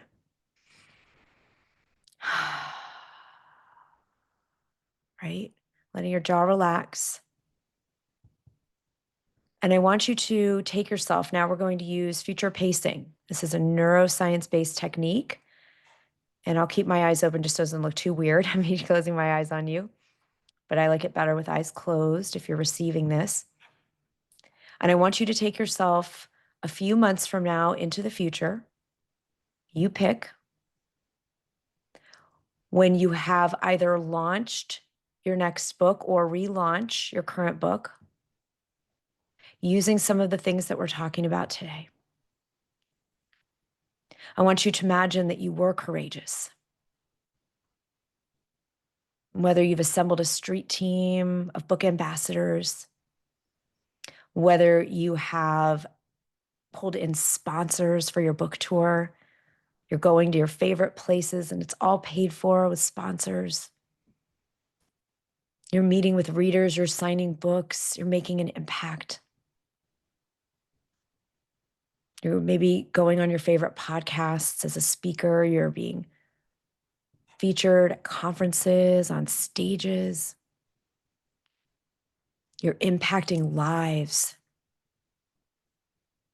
every day. Your book is making sales every day. Your book is making impact every day. Whichever of those 7 doors, those of you that were on in the beginning, whatever those doors are that you want your book to open for you, they have flown open. You didn't have to kick them down. You didn't even have to blow like the big bad wolf. They blasted open with the power of your vision. And I want you just to take another 69 seconds. That's how long it takes, apparently, to create a new set point, a new point of attraction, where the universe is going to go to work on your behalf, bringing you the synchronicities, the ideas, the partners, the sponsors, the speaking bookers, the media producers, the book ambassadors, the readers. And I want you just to feel, how does it feel to have done it the way you wanted to do it?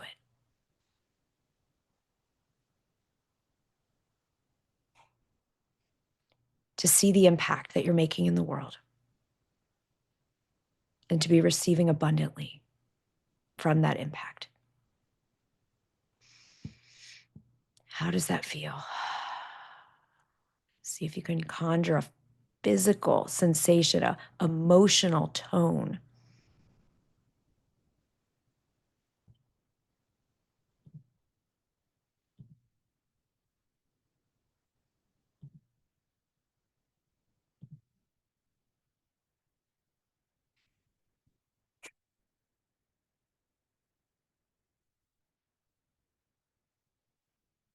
And when you have that predominant feeling, locked in, see if you can dial it up just a little bit more.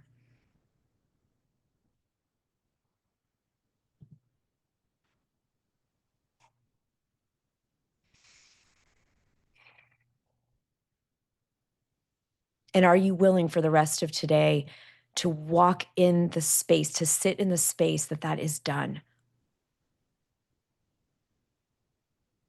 And we'll seal this future pace with one of my favorite quotes. You will do the thing you think you cannot do. You can and you will.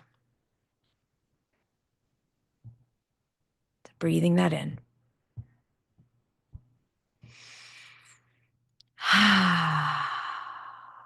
And if you had your eyes closed, you can open them. You can give yourself a stretch. Let's give ourselves one more just nervous system tap. And just give yourself a scan. How do you feel just taking this pause with all the input to line up your brain, to rewire your brain? And while you sit here learning and listening the rest of our time together, your subconscious is going to be in partnership with the universe, with life itself, to start bringing you those opportunities and accelerating them. All right. Okay, some of you just direct message me before we bring Jen Gottlieb up. I'm going to show you really quickly, those of you that want to see, you asked what else is in the club. And we promised those of you that came today, many of you that said, I want to check out the club. So did that land? If you could get me a thumbs up, if you can see the screen, Monetize Your Book Club. Let me know if you can see it. And hopefully that came up for you. If someone could give me, like Jane, I can see your camera. Can you give me a thumbs up if that loaded for us? You got it. Okay.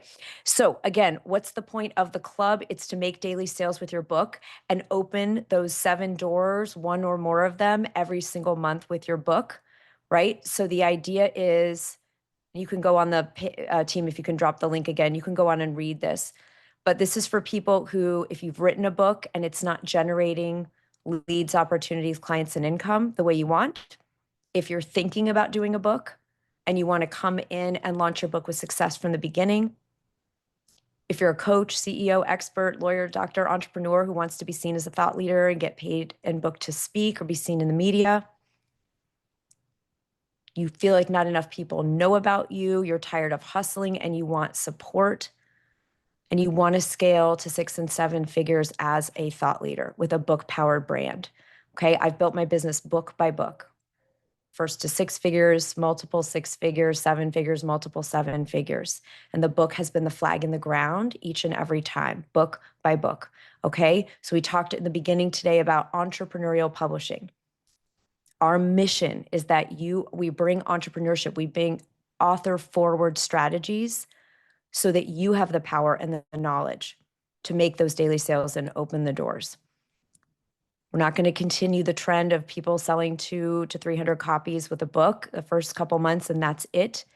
And so how do we correct for that? What's the antidote? Well, the best one we can come up with is our monthly monetization trainings, where we pick one strategy a month. Like those of you that want to get book sponsors for a book tour or a book event or street ambassadors, the whole month will be, here's how to get book sponsors. Here's my script that I've used to get book tours sponsored. You're going to get my exact fill in the blank, like a Mad Libs, on how to do it. And then our team will take you through implementing that and reaching out to those sponsors, for example, right? Doing book commercials, book bundles, getting in the media, getting speaking engagements. There's a different theme every month. And those of you that join as founders with us today, get quarterly networking events, so you can make those power partnerships like Selena and Simon were talking about, those rich relationships. And we have bonus guest master classes, like Selena will be back and we'll be doing book reviews, for example. Okay. So you have your monthly trainings, your live monthly implementation sessions, your quarterly networking events, there'll be bonus events. And something really special is that we're using brain science with extra vision casting sessions, like that mini one we just did, so that you're rewiring your brain every single month for success. You're dissolving those fears, those gremlins, that imposter syndrome, the overwhelm. You're getting fully embodied in the thought leader you came here to be. And you'll have take-home hypnosis tracks to listen to at night if you want, things that I've recorded. All right. So we have all of that waiting for you inside the club. And those of you that join as founders, if you want to come to New York City on October 7th, you get to come to a private event in New York City where we'll be having our industry insider party. And you'll be in the room with a TEDx organizer, a media producer, a speaking agent, who else are we having? A book launch. I'm thinking TEDx organizer, media producer, speaking agent, a Forbes writer. Okay, a contributor and from Forbes that features thought leaders in not only Forbes, but other top magazines and publications. Okay, so you'll get to come to the Industry Insider event if you want to, or we'll send you the replay if you can't come to New York. All right. So the point is daily sales with your book. So normally this is $5,000. Everyone who joins from here as a founding member gets to join us for $997 for the entire year. You get all of that every single month, all of the ways to make sure you're doing these strategies and keep getting more and keep your book ROIing for you all the time. And you get that the whole year for under $1,000 with all those bonuses. Okay. So those of you, thank you for your patience that asked earlier if we could share more about the club. You can read about it. You can join us, team, if you'll just drop the link again so people can join us if they want to. All right. So we still have room with our founding members and you can join us there. All right. I believe we are getting ready to welcome the amazing, the brilliant, the beautiful, the unparalleled Jen Gottlieb to the stage here in just a moment. And so, team, if you see Jen come in, just go ahead and bring her up to the stage as soon as you can see Jen, because I know I can't see everyone from my vantage point here, but we're very excited. And I'm going to tell you all, I'm going to start telling you a little bit about Jen now. How many of you know Jen? Oh, Jen's here. Yay. Or Jen, if you want to start talking, then I'll just bring you up and then I'll rave about you when I can look at your face. If you unmute and start speaking, then I will bring you right up with us. Hi, Thank you. Sarah. Hi, Jen. Oh my goodness. I'm so happy to get to see you. Hello. I know. Chris and I were just thinking, like, we were talking about you this morning and, like, just how far we go back. I was like, I cannot wait to see Sarah because it's been I so am long. overjoyed. It's been a long, and I feel like I've been with you because I keep a copy, everybody, I want you to know, I keep a copy of Be Seen, which is Jen's book, near me at all times. This is such an exciting, Jen, we're going to talk about the book. We're going to talk about all the things, but I know probably lots of people already know you and follow you and love you, but I want everybody here to know about Jen, especially if this is your first time meeting Jen, because there's so much we could say. So Jen, I'm going to try to be succinct because I want time for everyone to hear our conversation and hear about Be Seen and learn from this book and from you. But I think the really important thing is that you all know that Jen started out knowing were you 8 years old, Jen, when you were on your first stage and said, I'm going to be on Broadway? Was it 8 years old? I don't even know what age it was at this point, but I came out at basically, I was speaking in full sentences at like 4 months, like a ridiculously young age. It was like 4 or 6 months. And my entire family thought that I was a genius because I was speaking so early. And they had me have all these tests done because they're like, my kid must have like an exceptional IQ. My mom was so excited. And they got all these tests done. It turned out I was not a genius at all. I just really liked to talk and I really liked attention. So yeah, and ever since I can remember, I've been performing. If you came to my house when I was 4, I would drag you into my living room and sit you on the couch and say, you just sit right there. I'm going to do a show for you.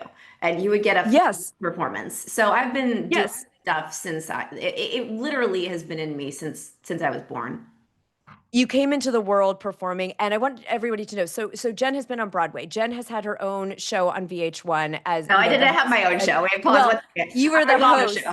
You show. were the yes. You What were about on the show of VH1. To me, you're the only thing that mattered that show, right? But like, there's so many. I want to get to so many of the great strategies you teach in this book and what you're sharing. But Jen founded with the amazing Chris Winfield Super Connector Media. You've helped people get booked on every major talk show. Been behind huge New York Times best-selling book launches, and you have set a goal in the last few years, because there's always a new goal. Jen's a top performer, like I know many of you are, to really be one of the top speakers in the world, and now you are. You have been on massive stages. You've been on the Ed Milet podcast. You've been on, I mean, in front of thousands and thousands of people. If you all go to Jen's website or follow her on Instagram, you'll see Jen walking out, onto these arenas like Taylor Swift size, stadiums. And so, and Jen is now teaches speaking, and actually is going to open up her speaking course very shortly, coming up. So everybody watch this space, because you'll be getting more information about that incredible course where you get to learn to do what Jen is talking about doing on the stage. But Jen, we're going to talk about the book Speaking Connection today, because there is such a strong one. We're going to talk about the connection between being an author and a speaker, and an expert, which is the triple threat that you are and that you help and teach people to be. And we're going to talk about some of the strategies and be seen, because this truly is a textbook. It is a textbook if you want to be a thought leader. This is a must read. I think I picked it as my must read book of 2024 when it came out, Jen, and it's such an important book, and I've reread it multiple times. So we're so happy to have you here. We're so excited to learn from you. And just to give people some perspective on the book Speaking Connection before we have Jen share, authors get chosen to speak and get paid to speak 80% more than experts without a book. And Jen, you were already speaking on some really big stages and big platforms. You helped lots of people get on big bestseller lists like the New York Times, and then you did your book. And so can you share a little bit about why you felt called to do Be Seen? Because you were already doing a lot of the things people want to do, that they write a book to be able to do. Love this question. And first of all, hi, everyone. I just want to say hi. I'm looking at all of you, and I already love you all so much. Like, I see this energy. What a beautiful community you've created, Sarah. Can you guys jump in the chat? Just let me know where you're from. I love to see, like, whenever I speak to a group, like where everybody is from in the world, so I can just feel like I'm connecting with you guys and not just talking at you. Chicago, I was born there. Florida, me too. That's where I'm at. Cincinnati, Ukraine. Oh my gosh, Sarah from everywhere. Okay, love this. So I wrote Be Seen. Let me just tell you something. I had no desire to write a book ever in my life. So funny. I always told people one thing I won't do is I won't write a book. I'm not a writer. I don't like writing. I don't like sitting in one place for a very long time. I don't like looking at my computer. So writing a book just does not sound like something that I would do. But there is something very interesting, because I made a vision board probably 8 years ago, like right before I met my husband. I was getting really intentional about manifesting, and somehow, like bestseller, like best-selling book, that those words ended up on my vision board. I just put it on there, and I remember thinking, but I don't want to write a book. I don't know why I put this up here. I really do not want to write a book. I hate writing. And then one day, two different things happened in a 1 week span. This is actually the introduction of my book tells this story. I was in the West Village. I used to live in New York City. My husband and I were going for a really long walk. We love to just like walk around New York. That was our favorite thing to do. And we walked past this psychic office, one of those little like weird psychic, I guess, offices. I don't know what you would call it, storefront. And something about me that's maybe interesting. Maybe some of you can relate, maybe not. I don't want to say I don't like, I'm terrified of psychics. I'm very scared of psychics because I truly believe in the law of attraction and manifestation. And I don't want to go talk to a psychic and them tell me something that is going to happen that maybe I don't want to happen. And then I'm obsessing over it and I accidentally manifest it into my life. So I steer clear of psychics. But in this moment, Chris was like, let's go into this psychic thing. It could be so fun. I dare you. Come on, let's do it. And I was like, oh, all right, whatever. Like, let's just have a good time. And we go in, and this lady looks at me. She knows nothing about me. And she goes, you are going to be unbelievably successful. But the thing that is coming to me that I cannot get past, and it's the only message for you, it's that you need to be seen. You're not being seen. And then she kept repeating over and over and over again, be seen, be seen, be seen. And at this point in time, I hadn't, you were in the program, I think, Sarah, like many of my programs, like the Be Seen Accelerator. I was teaching people how to be visible. I had a big platform. I had a PR agency. I go, oh no, lady, you are so wrong. I am so seen. It's ridiculous how seen I am. I have a program called the Be Seen Accelerator. She's like, I don't know. That's what's coming to me. And so then I went home and I couldn't sleep that night because like this whole thing of her telling me that I needed to be seen kept like resonating in my mind. And I woke up like at like 3 a.m. and you guys know when you wake up at 3 a.m. and you have like those light bulb things and then you can't go back to bed. And I looked on my nightstand, and on my nightstand was this book that one of my friends wrote. It wasn't like a very famous book. I think she self-published it, but it was a book that she wrote. And I remember she sent it to me that week before, and I looked at it. And there was just something that happened where I was like, if she could write a book like that, I probably can too. And I bet that I am not being seen as much as I can. And I would bet that my edge right now and the reason that I'm not growing as fast as I want and I'm not hitting the goals that I want to hit because I was stuck in the moment in that moment is because I'm probably not really allowing the world to see me. And the ultimate challenge for me to be seen would be to write a book. So the next morning, I woke up and I wrote a really, really, really messy outline, introduction, first draft of a book that was not called Be Seen. It was about something completely different. But I planted the seed and I immediately went on this trajectory of telling my husband, do not let me off the hook. I'm writing a book. It is the ultimate way to be seen because I knew that a book forces you to be visible on a whole nother level because it forces you to promote it like crazy, to ask people for help, to get on the podcast, to get in the media, to really share your story authentically. And I was like, okay, this is the message. I got it. And just to wrap the story up, because it's so crazy, Sarah, because the book was not called Be Seen, Right. was I pitched it and I got a six figure book deal for a book called Super Connector. That's not me, Right. that's my husband. That was what I pitched, but Hay House bought that. They bought Super Connector. I knew the entire time that didn't feel right to me, but I was like, this is what the book is right now, and I don't know what else to do. And while I was writing this book that was already given in advance to me, so I want to make sure everybody knows that like this is possible. The whole entire concept of your book can change last minute. I was in a mastermind with a couple of my friends. You might know some of them: Marie Forleo, Amy Porterfield, Gabby Bernstein, and Chris Carr. And we're sitting around, and I say the name of my book because we're all talking about book launches. And Gabby Bernstein says to me, "That is not the name of your book." And I'm like, "I know, I hate it. I don't know what to do. I feel so stuck." And she goes, "Jen, what do you help people do?" And I'm like, well, I help people be seen. And then all of a sudden, I thought about the psychic. Be seen, be seen, be seen, be seen, be seen. Oh my God, this was the answer. And Gabby's like, that's your book. And I call Hay House immediately, my editor, and I'm like, we have to change the name. It has to be Seen. It has to. This is it. And it's so crazy that writing a book called Be Seen about being visible and being authentically yourself and putting yourself out there in the biggest way, that's what the book is about. Yeah.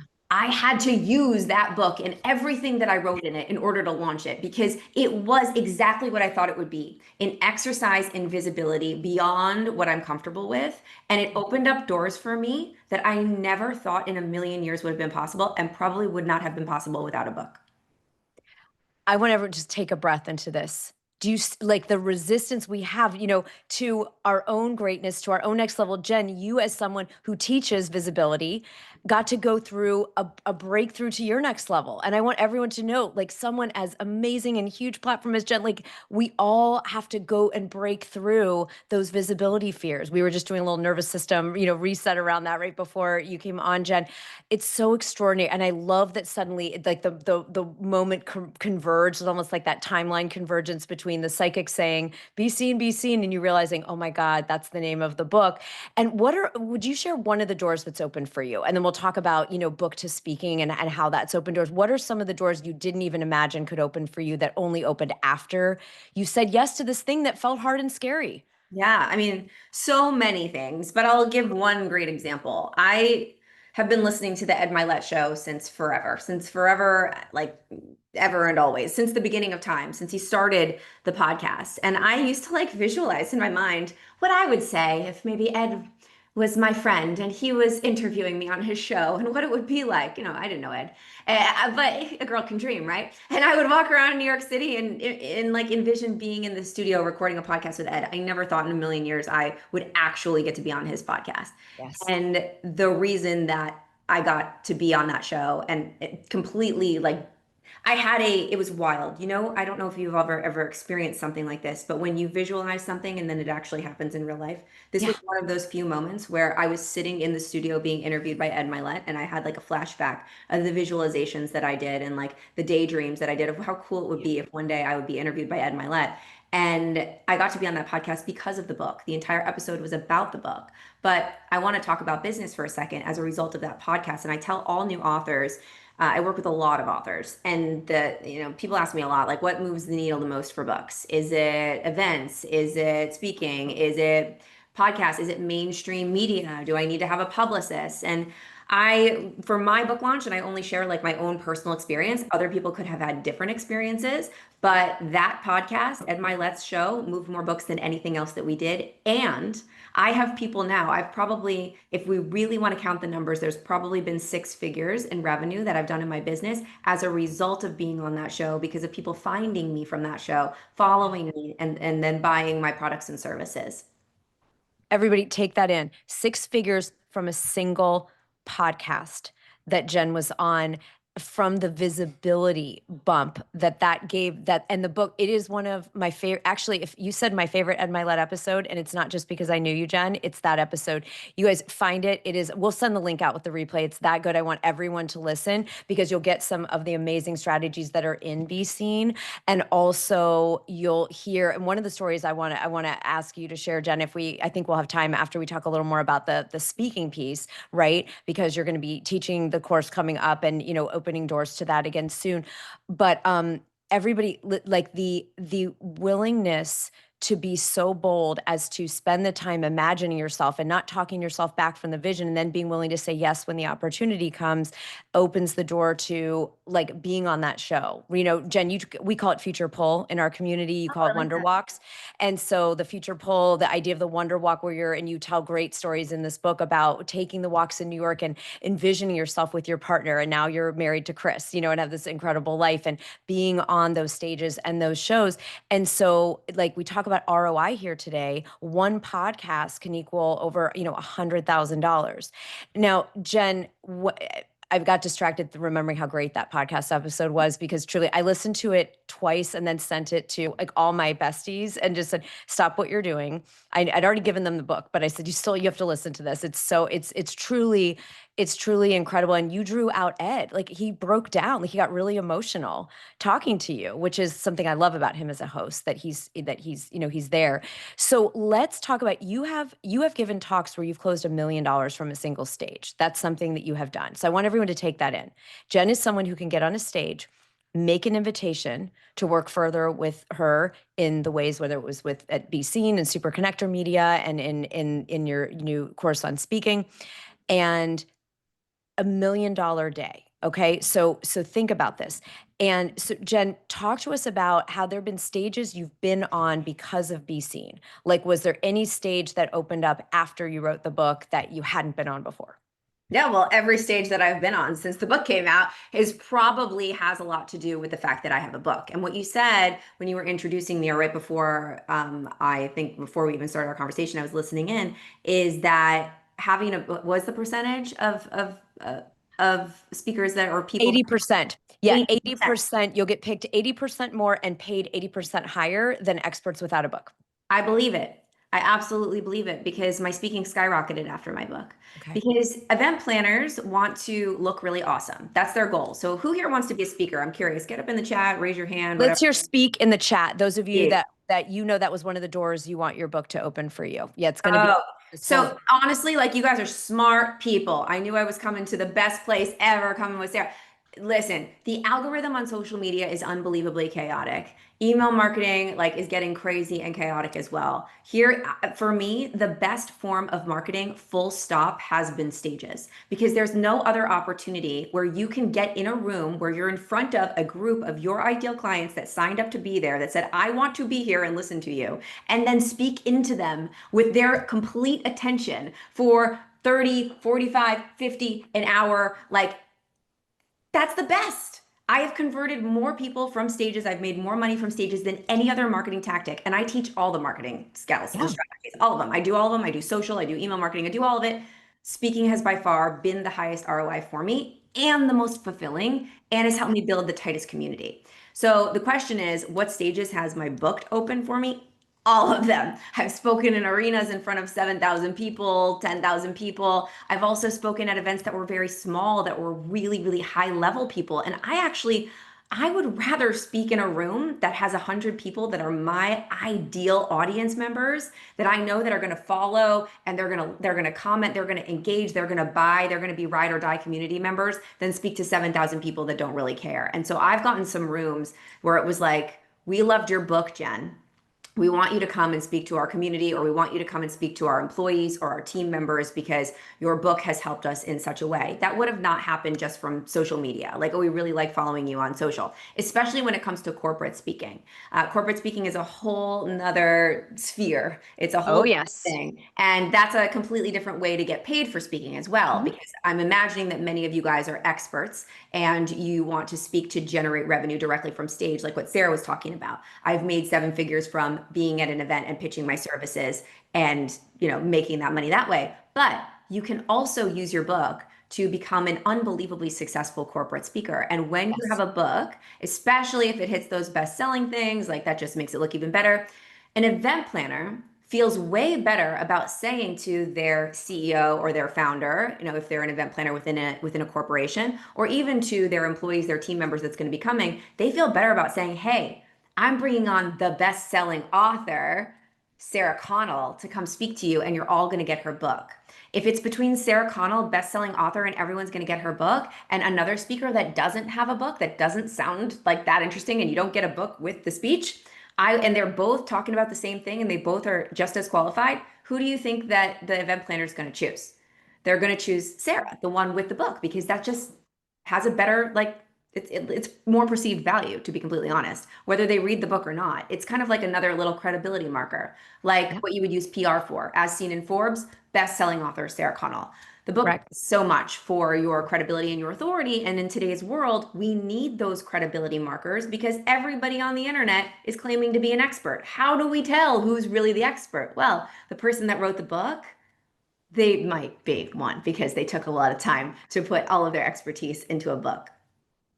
Absolutely. And this is the thing and we talked about, and Kelly Roach will be on next. I know is a mutual friend of both of ours too, Oh, Jen. yeah. And talking about, this trust recession, right? And the idea of people feel skeptical, they feel like they've been burned, they feel like they can't trust anyone. Well, when you read someone's story in a book, when you read Jen's personal experiences, Jen's no longer some expert trying to sell you something. Jen is a trusted guide, a best friend who's giving you like real intimate talk about challenges and ways she's overcome them and giving you strategies.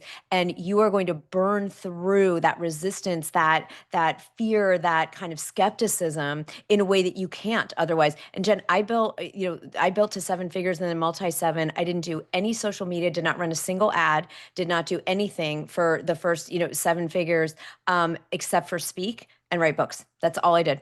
That's all I did.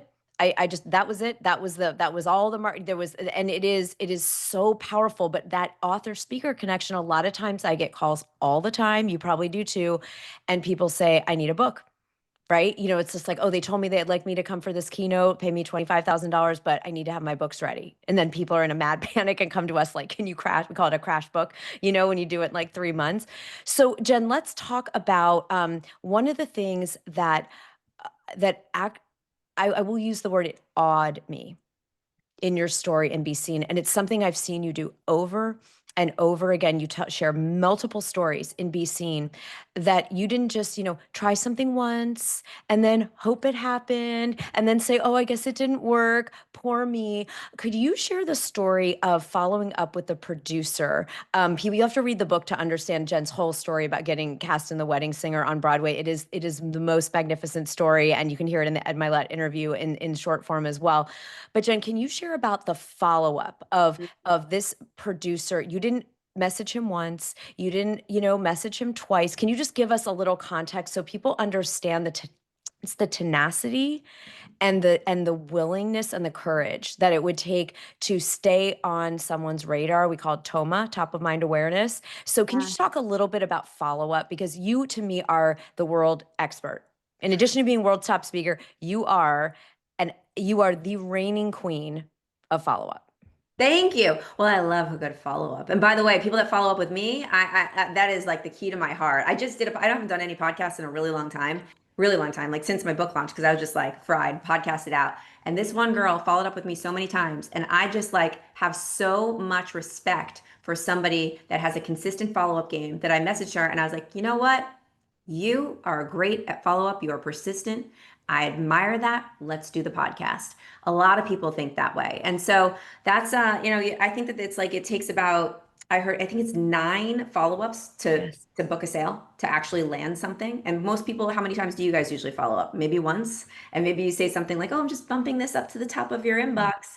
Most people follow up wrong, but you want to hear the story about the wedding singer. So, I mean, I could go on a whole tangent about how to follow up the right way. Well, I think we should give them the how to follow up in the right way. And so maybe you give us a micro of just the amount of times you message about like his dog, or I mean, I don't know. There's just so it's so great. Give This us is like a my dog. micro. You have to read the book for the full length story. Okay, Yeah. so read the book for the full story. But in essence, I had this dream to be in the Broadway national tour of I had this dream to be in the Broadway show, The Wedding Singer. Yes, the Adam Sandler, Drew Barrymore movie that we all love. Maybe some of you have no idea what it is. It is a very odd dream to have. I understand. It is weird. But ever since I saw the show on Broadway, I was like, I want to be this very specific character. It was Linda, the bitch, the bad girl. I had this dream, and it was like a non-negotiable that I would make this happen for myself. And there was no way on earth that this was a reality for me. I was in musical theater school in New York City. I was just going to school every day, learning how to sing and dance. I had never been to a Broadway audition in my life.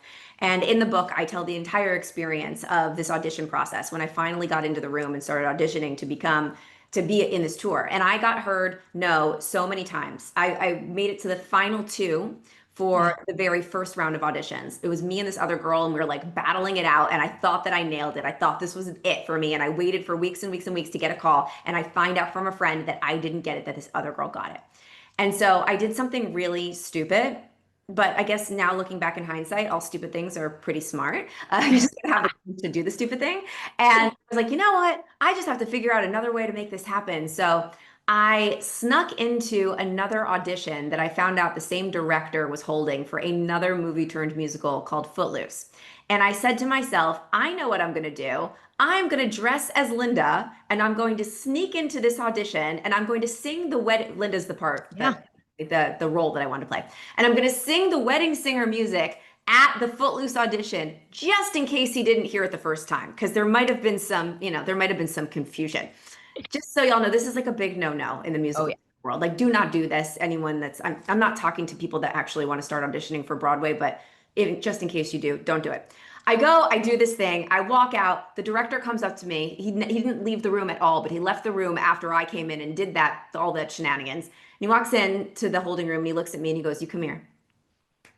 And he goes, "We are not casting wedding singer right now, but here's my card, and I want you to just keep in touch with me." And this is what Sarah's talking about, because this is when I learned in my entrepreneurial journey, all of my follow-up lessons come from this moment in my life. Yeah. I followed up with this man. I think it was once a week for like 6 months. Yeah. He never responded to any of my emails, but I made sure that every single one of my emails was not just bugging him, but it was providing him with some sort of value.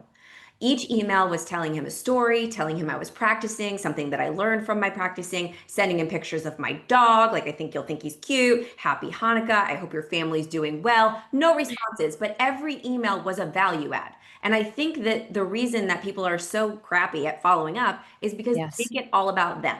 Hey, Yes. can you respond to me? Can I take you to lunch? That's still about you. It's not about them. It's still about you if you want to take someone to lunch. Can I pick your brain for 5 minutes? Would you read my outline of my book? Can I have you do this? And ask. That no one wants that. But if you follow up and you make your follow-up unbelievably valuable for that person, whether it is just something that you learned about them that could provide them with value, like you know that they've got something coming up and you want to promote it, or you know that they really love sushi and you found a really great sushi restaurant by them and you want to send them like a gift card or get a reservation for them, you know their kid is going through something difficult, you send them like, "What's your address? I want to send a gift." Like, provide value. The law of reciprocity kicks in and people will want to respond to you. So this guy finally gets back to me after months and months and months and months and months of me basically writing emails to myself. And he invites me into another audition. And I do the entire process again. And eventually I get my moment and I play Linda in the Broadway National Tour of The Wedding Singer. And the story I can't tell the entire thing, but go read the book to find out all of the crazy things that happened. But I truly believe that I didn't like manifest this from a vision board. I didn't like visualize it into existence.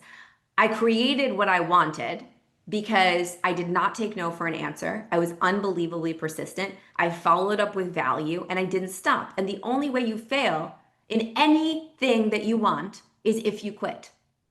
Do not think that you're bothering someone. As long as you're following up with value and you're Yes. thinking about what can I give, you're not bugging someone.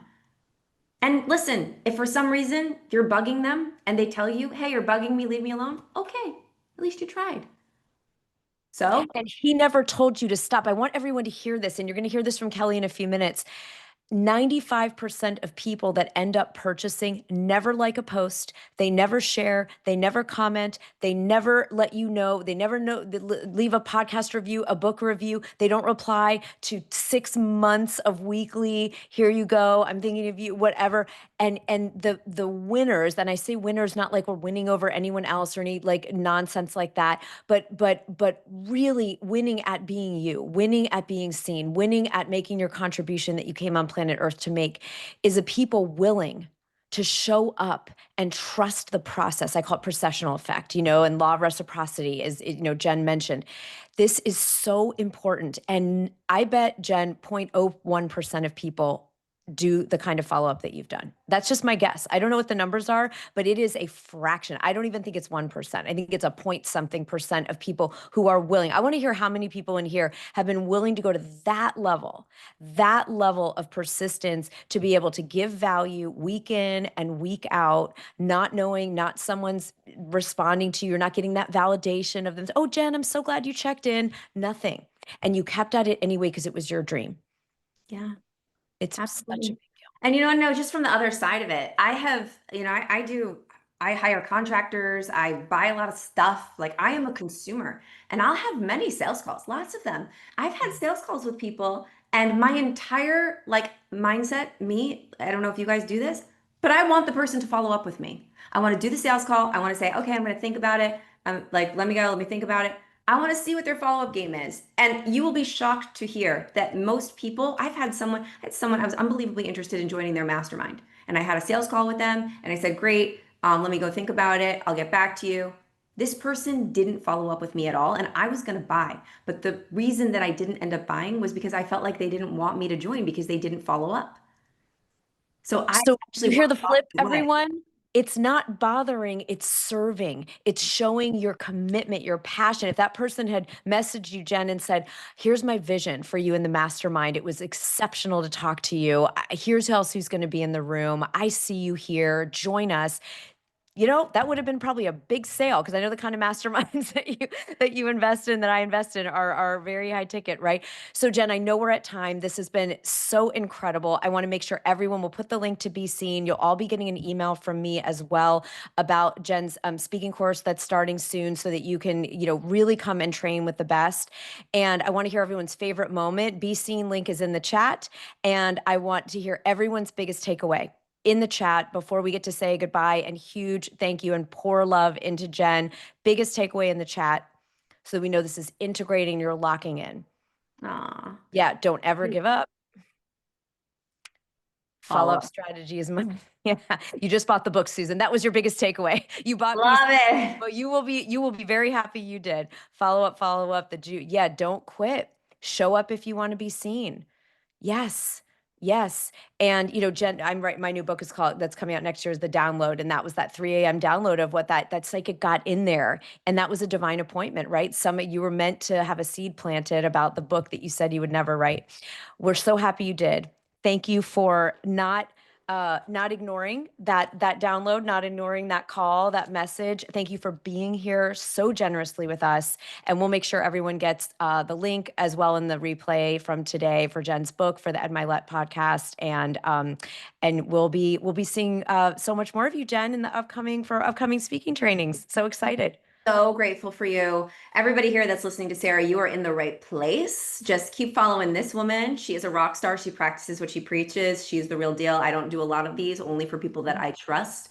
And so just know like you're doing a good thing for yourself right now. Can't wait to see all of your books. Can't wait to see you on big stages. And again, the Get Paid to Speak challenge, which is the challenge that I'm doing on August 18th, is free. So we're going to be inviting all of you. Sarah's got her link. She's going to email. So look out for that. And make sure you follow me on Instagram. Send me a DM. I'm in my DMs. I respond. So love you Yeah, guys. Jen's actually there. Yeah. It's not a robot. It's not AI. It's actually Jen. So Yeah. thank you. Love to Chris. So happy to see you. And thanks again for being here today.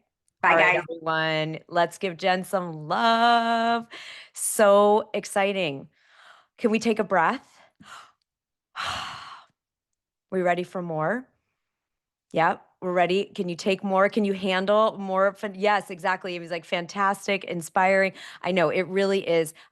We are so lucky. Like Jen just said, people like Selena and Simon and Kelly and Jen, they do not do many of these type of events. We did not want to do a summit with 30 speakers. You get a bunch of recordings. We want to be in the room live with you right now so that we can get lit on fire. We're lighting a fire under us. And I can think of no one better than to bring up here with me to continue stoking this fire, to get the flame to an absolute roar. We're going to bring up the amazing, the brilliant, the beautiful Kelly Roach. And Kelly, if you're here and you want to unmute and talk and say hi just for a second before I do a formal introduction, I will bring you up to the stage. And we're so, so, so excited to have you. Well, what an honor to be here. I'm so excited to be sharing the stage with the one and only Sarah Connell. And your people are my people. And I'm so happy to be here with all of you today. So thank you for having me, Sarah. Well, I'm so excited that you're here, Kelly. And this is so, Jen was talking about we were talking about the speaker author connection. And obviously you're a speaker, you're an author, you're a mentor, a business strategist. And those of you that already know Kelly, I will just say a few words for those of you that might not, probably all of you do, but Kelly Roach is the host of the top podcast, The Kelly Roach Show. Kelly, you've written how many books now? I think, I'm working on my 5th adult book. I've written 3 yes. children's books as well. Yes. So those of you, some of you are doing so 3 children's books. She's writing the 5th book right now. And they're incredible best-selling books. We're going to talk about some of the books today. Kelly, you are a business strategist. You've coached thousands and thousands of entrepreneurs and people transitioning, executives, people coming over from being executives to entrepreneurs and vice versa. You've coached people in every industry. You come from a Fortune 500 background, and you are a business strategist to thousands around the world, including me. I'm so lucky to be in your world and to learn from you. And you're really bringing strategies that work now. Something that you all might not know about Kelly is that there's so many coaches in this space, so many coaches, some of whom I invested with before, that are teaching the same things they taught 20 years ago. They do a rinse and repeat. And that model, just like we talked about, there's things broken about the publishing model, and it's not author forward and it's not entrepreneurial, which is what we're here to change today. And in the Monetize Your Book Club, Kelly is continuing to change the game by constantly giving us what's working now. What's working now? And that is why I consistently learn from you, because it's not the same old thing. It's not, and I won't name names in the industry, but we all know there's people that just are teaching the same thing, and that's fine if that's what you want, but it won't work in today's market. And when you launched the virtual business school, I think end of 23, was it end of 2023, yeah. 24? The virtual business school is just making ripples around the world right now as a way to bring real-time strategies to people, whether you're just starting a business or you're a 9-figure business owner. Everybody is in the virtual business school to learn what is working now. So Kelly, first of all, let's give everyone a warm welcome. Everyone give Kelly a huge warm welcome for being here. So excited. So we could talk about a million things, but we're going to talk about the role books have played in building a $10 million a year business.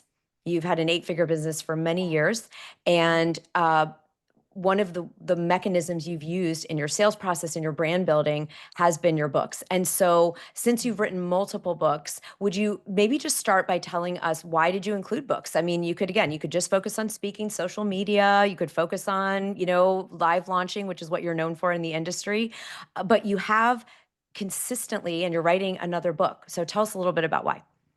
Well, yeah. I mean, books like podcasts are a way for us to leave a lasting legacy. And I think building a business is not just about making money, but also making an impact in the world and really creating things that take the talent and gifts that we've been given from God and put them out in the world to help as many people as possible. And books are long form content.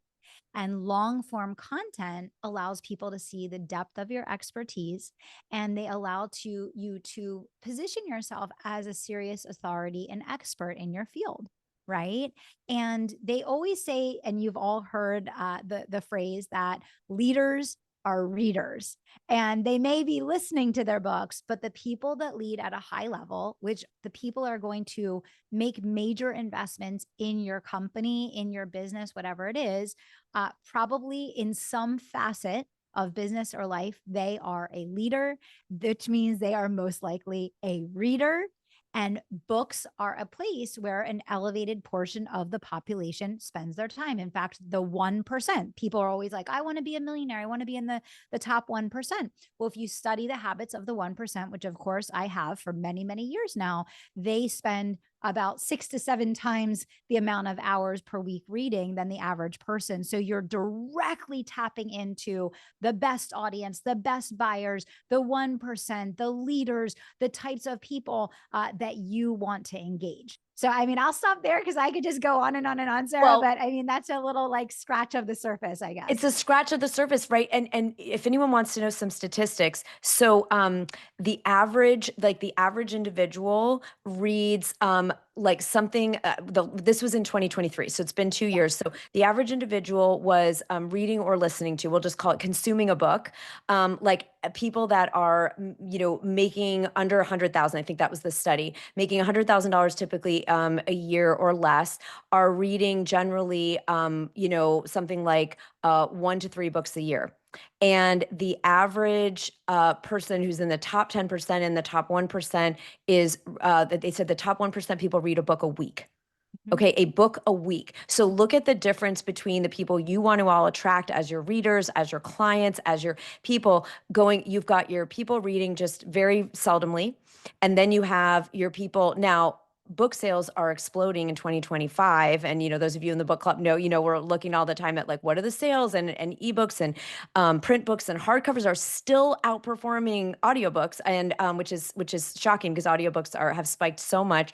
But the point is leaders are readers. So I love this, Kelly. Now let's talk about first brand and then let's go to books in the sales process. So what do you feel that the books have done for you? Have a big brand. You have a lot of people that follow you on social, a lot of people that follow you on all the different platforms and listen to your podcast. What role do you think the books have played in brand building? Oh, well, I mean, huge. I mean, massive. I mean, listen, there's 1,000 strategies that you can use to build your business online. I use very few of them. Everybody always thinks like, oh, Kelly, you're doing so much, you're doing everything. And I'm like, no, actually, I do really high repetitions of the things that really, really matter. So I do a ton of podcasting. I write a lot of books. I read a lot of books too, just like you just mentioned, Sarah. I'm one of those people. So Yep. a ton of podcasting, a ton of writing, reading, creating books, long form IP, right? And consistent live streaming, whether it's a masterclass or a live launch. And those three things have been in the top three for me for 10 plus years now. So a lot of entrepreneurs are in this rat race, Sarah, thinking they always have to learn the next greatest thing. They always have to be adding on all of these new and different strategies where books are timeless. And you said, what role has it played for me? It's been one of my top customer acquisition strategies for years now. In fact, I at one point surveyed the legacy leaders population, which is my highest tier. You have to be over $1 million. We have people from 2.5 to $25 million in our legacy leaders mastermind. Of course, Sarah is one of them. And I surveyed them a couple of years ago. Almost all of them had come in through Bigger Than You, my book. So I released back in, I think it was November or December of this year, the updated audiobook version of that. And within 2 weeks, I had to pay in full $60,000 for someone that joined. She got a couple chapters into the audiobook and she said, I knew this was for me. I never spoke to her. I never had a conversation. No sales call. Okay, No so the sales call. book is the sales call, and I want people. I have had from the Science of Getting Rich for Women. Some of you are here because of that book, and you just emailed in and said I'd like to join. There was not a I mean it Yep. was I mean that has happened multiple six figures over just from that one book on our end. I want everyone to hear this. $60,000. How many of you would like someone to invest $60,000 with you as a coach, a strategist, a mentor, and after they read your book? Like they don't even have a conversation, just here you go. Here's my card. I can't wait to train with you because the book did the sales process for you. It did. Kelly, I want to tell everyone the story of how I came to you. A friend sent me a podcast episode. Okay. So a beloved friend of mine, she's, I hope all of you have a friend like this. We do walk and talks because we live in different cities and we send each other podcast episodes and books. I also read at least a book a week and, as does she. So we're sending each other these things. And she sent me one of your podcasts and I said, oh my God, this is amazing. I start binging. Anyone else do that? You like then binge every, it's like, how many episodes are there? And then I saw your book. And I think the first one I started with was the live launch method. It was that book. And I ordered it. I read it. I underlined. I'm a good student too. I'm an annotator. So I listen. I got the audio, but I also write. I got the physical book. And then I came online to a training and have mentored with you for multiple years, Yeah. right? Since then. And so I want everyone to see like the book was the thing that helped me understand this Yeah. has depth. This is not someone that's just, oh, great, I can, teach a webinar Yeah. and it's all smoke and mirrors and flash. It has depth. To put a whole book together, you've got to put your process, you've got to show your testimonials, you've got your stories. So Kelly, that I'm one of those people, that you mentioned. So it's attracted really high level people to your top level programs. What about like something like virtual business school? So that is a lower investment. That's not someone spending 60,000 all in one go. Yeah. People are able to come in for under $60 a month in some cases, depending on when you all get to arrive. I know many VBS members are here, and so Kelly, what is the role then in that case with the books? Oh, I mean, absolutely. It's exactly the same. It's going to be even bigger, and I'm going to put even more focus on this time. So, the book that I'm working on right now, The Sacred Art of Selling, teaches my model, which is a spiritual selling model for how to champion people to their highest level of success and how to utilize sales as the highest form of service in the work that you do so that you can impact millions of people and make change in the world. So I'm taking that same strategy that I did in the past. I wrote the Unstoppable book and I use that as a way to blow up the Unstoppable Entrepreneur program. I use the Bigger Than You book to grow the Legacy Leaders program. Now I am using the Sacred Art of Selling, which is going to be my primary tool that I use for growing the virtual business school, because the virtual business school is all about making daily sales and embracing the sacred art of selling, which is championing people to their highest potential and doing that every single day so you have predictability in your business. Okay, everyone, I want you to take this in, right? So there's a book leading to grow and scale each of the programs because VBS is going to grow to 7,000 members. It's going to be, continue to just have thousands and thousands of members. And so I want everyone, the strategy of the month, Kelly, in the Monetize Your Book Club, and which is kind of our version of virtual business school, right? Our strategy of the month is a book bundle. So you're using the book strategically to bundle with whether it's virtual business school or Kelly's Legacy Leaders, which is a much, higher investment. This is bringing entrepreneurship to publishing. It's not putting your book up for 3 weeks or 3 months and then letting it sit on a shelf. This will bring it. I mean, Legacy Leaders has been around for how many years? We're going on our 10th year. 10th year. Oh my gosh. Yes. So Legacy Leaders is having its 10th reunion, 10th anniversary. And there's a book that goes with that program. There's a book that now will go with virtual business school. There's a book.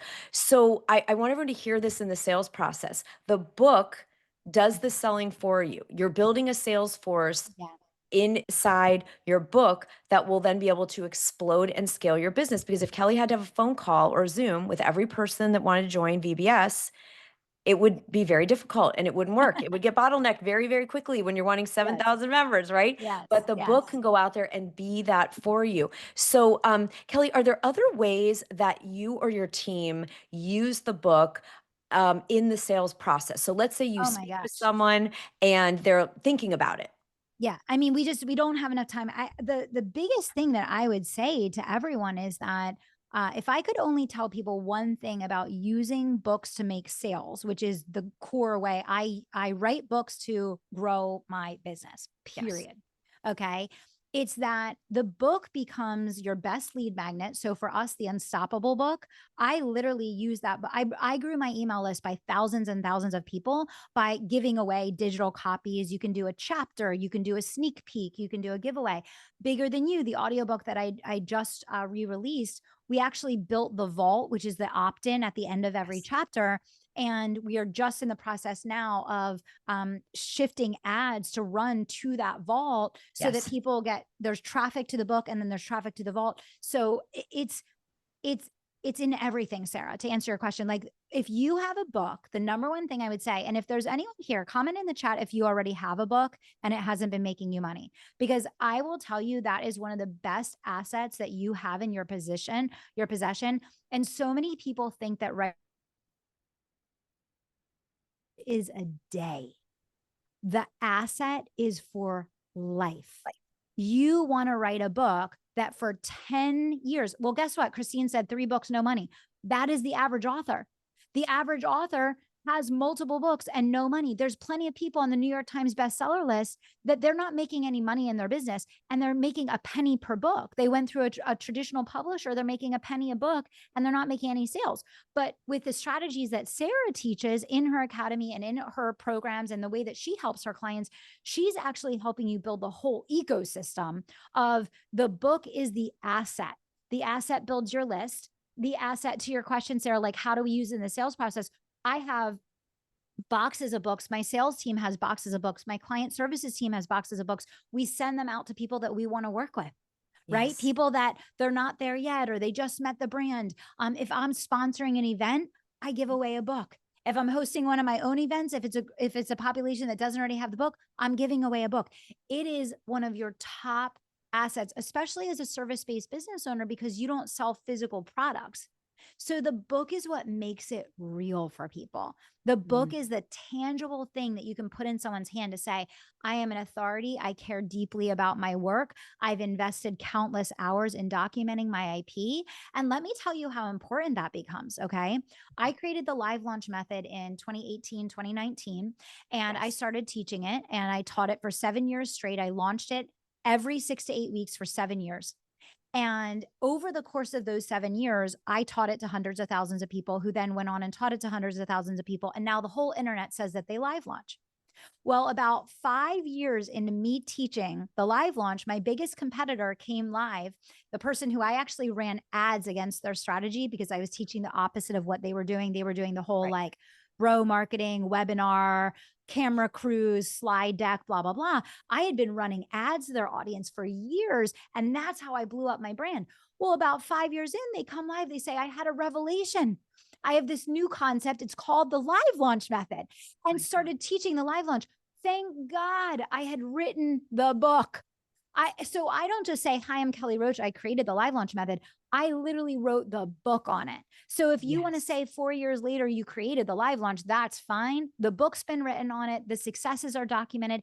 And by the way, for those of you that are like, oh, it's overwhelming to write a book, my live launch book, half of the book is success stories where we case study businesses from all different walks of life, all different types of entrepreneurs, all different people that use the method to transform their lives. So there's so many ways that you can take content that you already have and the use of your IP and turn that into what you're sharing. And it becomes even more valuable because people are reading it and they're not just hearing, well, this is about me, Kelly, and how I've had success with the live launch. Yes. They're experiencing the voices of 40 other people saying, this can work for you. Talk about Yes. pre-selling a customer, right? Right. And overcoming objections Yeah. and letting people understanding and appreciating what they're going through, their pain points. Those of you that have trained with us, in our, the SSS method, right? You're talking about your story, which creates an emotional connection. The situation, like we talked about, the average book sells, the average author sells 200 copies and never does anything else. And some of you are writing in the chat, I got, $1 last month, $5, whatever. That's not okay. Yeah. That's a broken model. That's Yeah. not entrepreneurial. It's not author forward. If we're waiting on just someone to find the book up on Amazon, there's so many books on Amazon. No way. That is not what we're about here. Thinking entrepreneurially. That's why I invited Kelly and Selena and Simon and Jen today, because we don't want to stop there. That is a small thinking model. It won't work, and it doesn't give you what you all deserve. So I love this, Kelly, that you have teams sending it out. So I just want to like highlight for everybody, you can be sending the book out to people that you're interested in working with. And if you, when Kelly's done, I'm going to give you all like a really fun strategy around that. That's a little bit of a surprise for the people that receive it. Number two, you can send the book. I think your team sometimes would send the PDF. I think when I was Yeah, in all the they'd say, time. oh, here's a PDF. So you don't Constantly. even have to, if you don't want to Yep. invest in physical books, you can send a PDF. Kelly's team does Yep. that, where someone's able just, for free to read the book. I get people like Audible gift cards right to the audio, Yep. because I know a lot of people, I said, do you like to listen or read? And people say, listen. I'm like, here you go. Yep. Right. And so there's all these ways. And then running, I want to really highlight something Kelly shared here for everyone. Running ads directly to, we call it in our programs, we call it the book portal. Okay. So this is an opt-in when you're going to Yep. have the things that go with your book, whether it's a workbook, meditations, recipes, visualizations, calculators, interviews, videos. There's all kinds of things you can put in we call, again, the portal. So we had one of our clients launched last year, and she said, all I really care about is the emails. Like really what I want are the lead generation. Like, I don't even care if people buy the book. So I said, let's just drive all the traffic to your book portal. Yes. And people did buy her book, and she did make bestseller, but it's like her goal was to have people come opt in. Like you said, how many email opt-ins do you feel like you've had through the books? Like, Oh, I 20,000, maybe more. I mean, yeah, right. it's in everything. To your point, Sarah. I mean, it's the opt-in, it's the nurture tool, it's the closing tool. I mean, it's everywhere. And I think the biggest thing is being intentional about why are you writing what you're writing, and how does it reverse engineer into what you're going to be selling and how you're going to be serving. I have had many months where my book sales have been more than the average person's mortgage payment. I'll just say that out loud for you all. But that is because I'm not writing random books just, out of nowhere. It is extremely intentional, designed for a very specific person that has a very specific problem that they want solved. And then it's not about the book launch. The book launch is a day. The asset is for life. And if you can really think of your book as an asset, now you have something that you are going to be able to leverage in 1,000 different ways over and over again over time. And books are like fine wine. They're more meaningful and more valuable as time passes. And it's the opposite of everything else that we see in the online world, where it's like every other day, this strategy expires or this thing's no longer working or whatever the case. And that's why I go back to, for me, for over 10 years, it's been selling live on camera, it's been podcasting, and it's been writing and leveraging books. That's it, everybody. Not 8,000 strategies, 3. Okay, 3. And so I want to hear takeaways in the chat so far. What are you getting from this, from what Kelly is sharing about using books as a crucial part, whether it's someone's first experience of you, or whether it's way into the sales process and you're sending the PDF, or you're sending them directly to a portal where they can experience videos and trainings and additional resources from you. And Gigi, you were asking, after Kelly, after we complete, I'm going to show you a book portal, exactly what I'm talking about and where it lives and how you bring people from the book into it. I'll show you exactly how that works. But this is so crucial, everyone. The book will be at every stage of the sales process, from people's first awareness of you as a leader and a credible books. A book cover can be processed in 1.6 seconds. So your book, your title, your topic in 1.6 seconds, and the attention span is 2.9. So remember, you got to break the attention span barrier with your book. As the book cover, and someone says, oh, Kelly is the expert on this. Kelly is the expert on live launch. Kelly's the expert of spiritual selling. Kelly is the expert of building team and bigger than you. It happens in 1.6 seconds. So whether it's that first moment, or it's someone you've had 14 conversations and follow-ups. And I don't know if Suzanne Longstreet is on, but she had someone in our book that we co-wrote earlier this year. Someone had multiple calls with her, been following, I think, for years, Suzanne, if you're on. And after reading the book, said, "Oh, I'm ready to work with you. Here's $10,000." That was after, so it's what Kelly's saying. That was after someone basically having calls and follow up for a year. And it was the book that tipped over the edge. So, Kelly, is there anything else we need to know before? I know you have a very full schedule and you're so kind to make time for us today. Anything else we need to know about anything else to keep in mind with book writing or books to speaking or books to, you've given us the great pieces about monetization. Oh, 3 people that happened with Suzanne. Okay, 3. Yeah. Yeah, no, that's amazing. Well, I'm just so happy to be here, and I feel like I would love to have more of these conversations with this group with you, Sarah, because what you're doing with them is so important and so powerful. A couple things I would mention. I do think making sure in every single chapter that there is a very compelling reason to opt in, because when you sell on Amazon, you do not get that contact information all put in front of you. I already mentioned the importance of the book as the asset and not obsessing over just the one-time book launch. What I want to add to that is, and I've done this with multiple books of mine, and I will continue to do this, I will revise them, I will update them, I will update the cover, and I will relaunch them.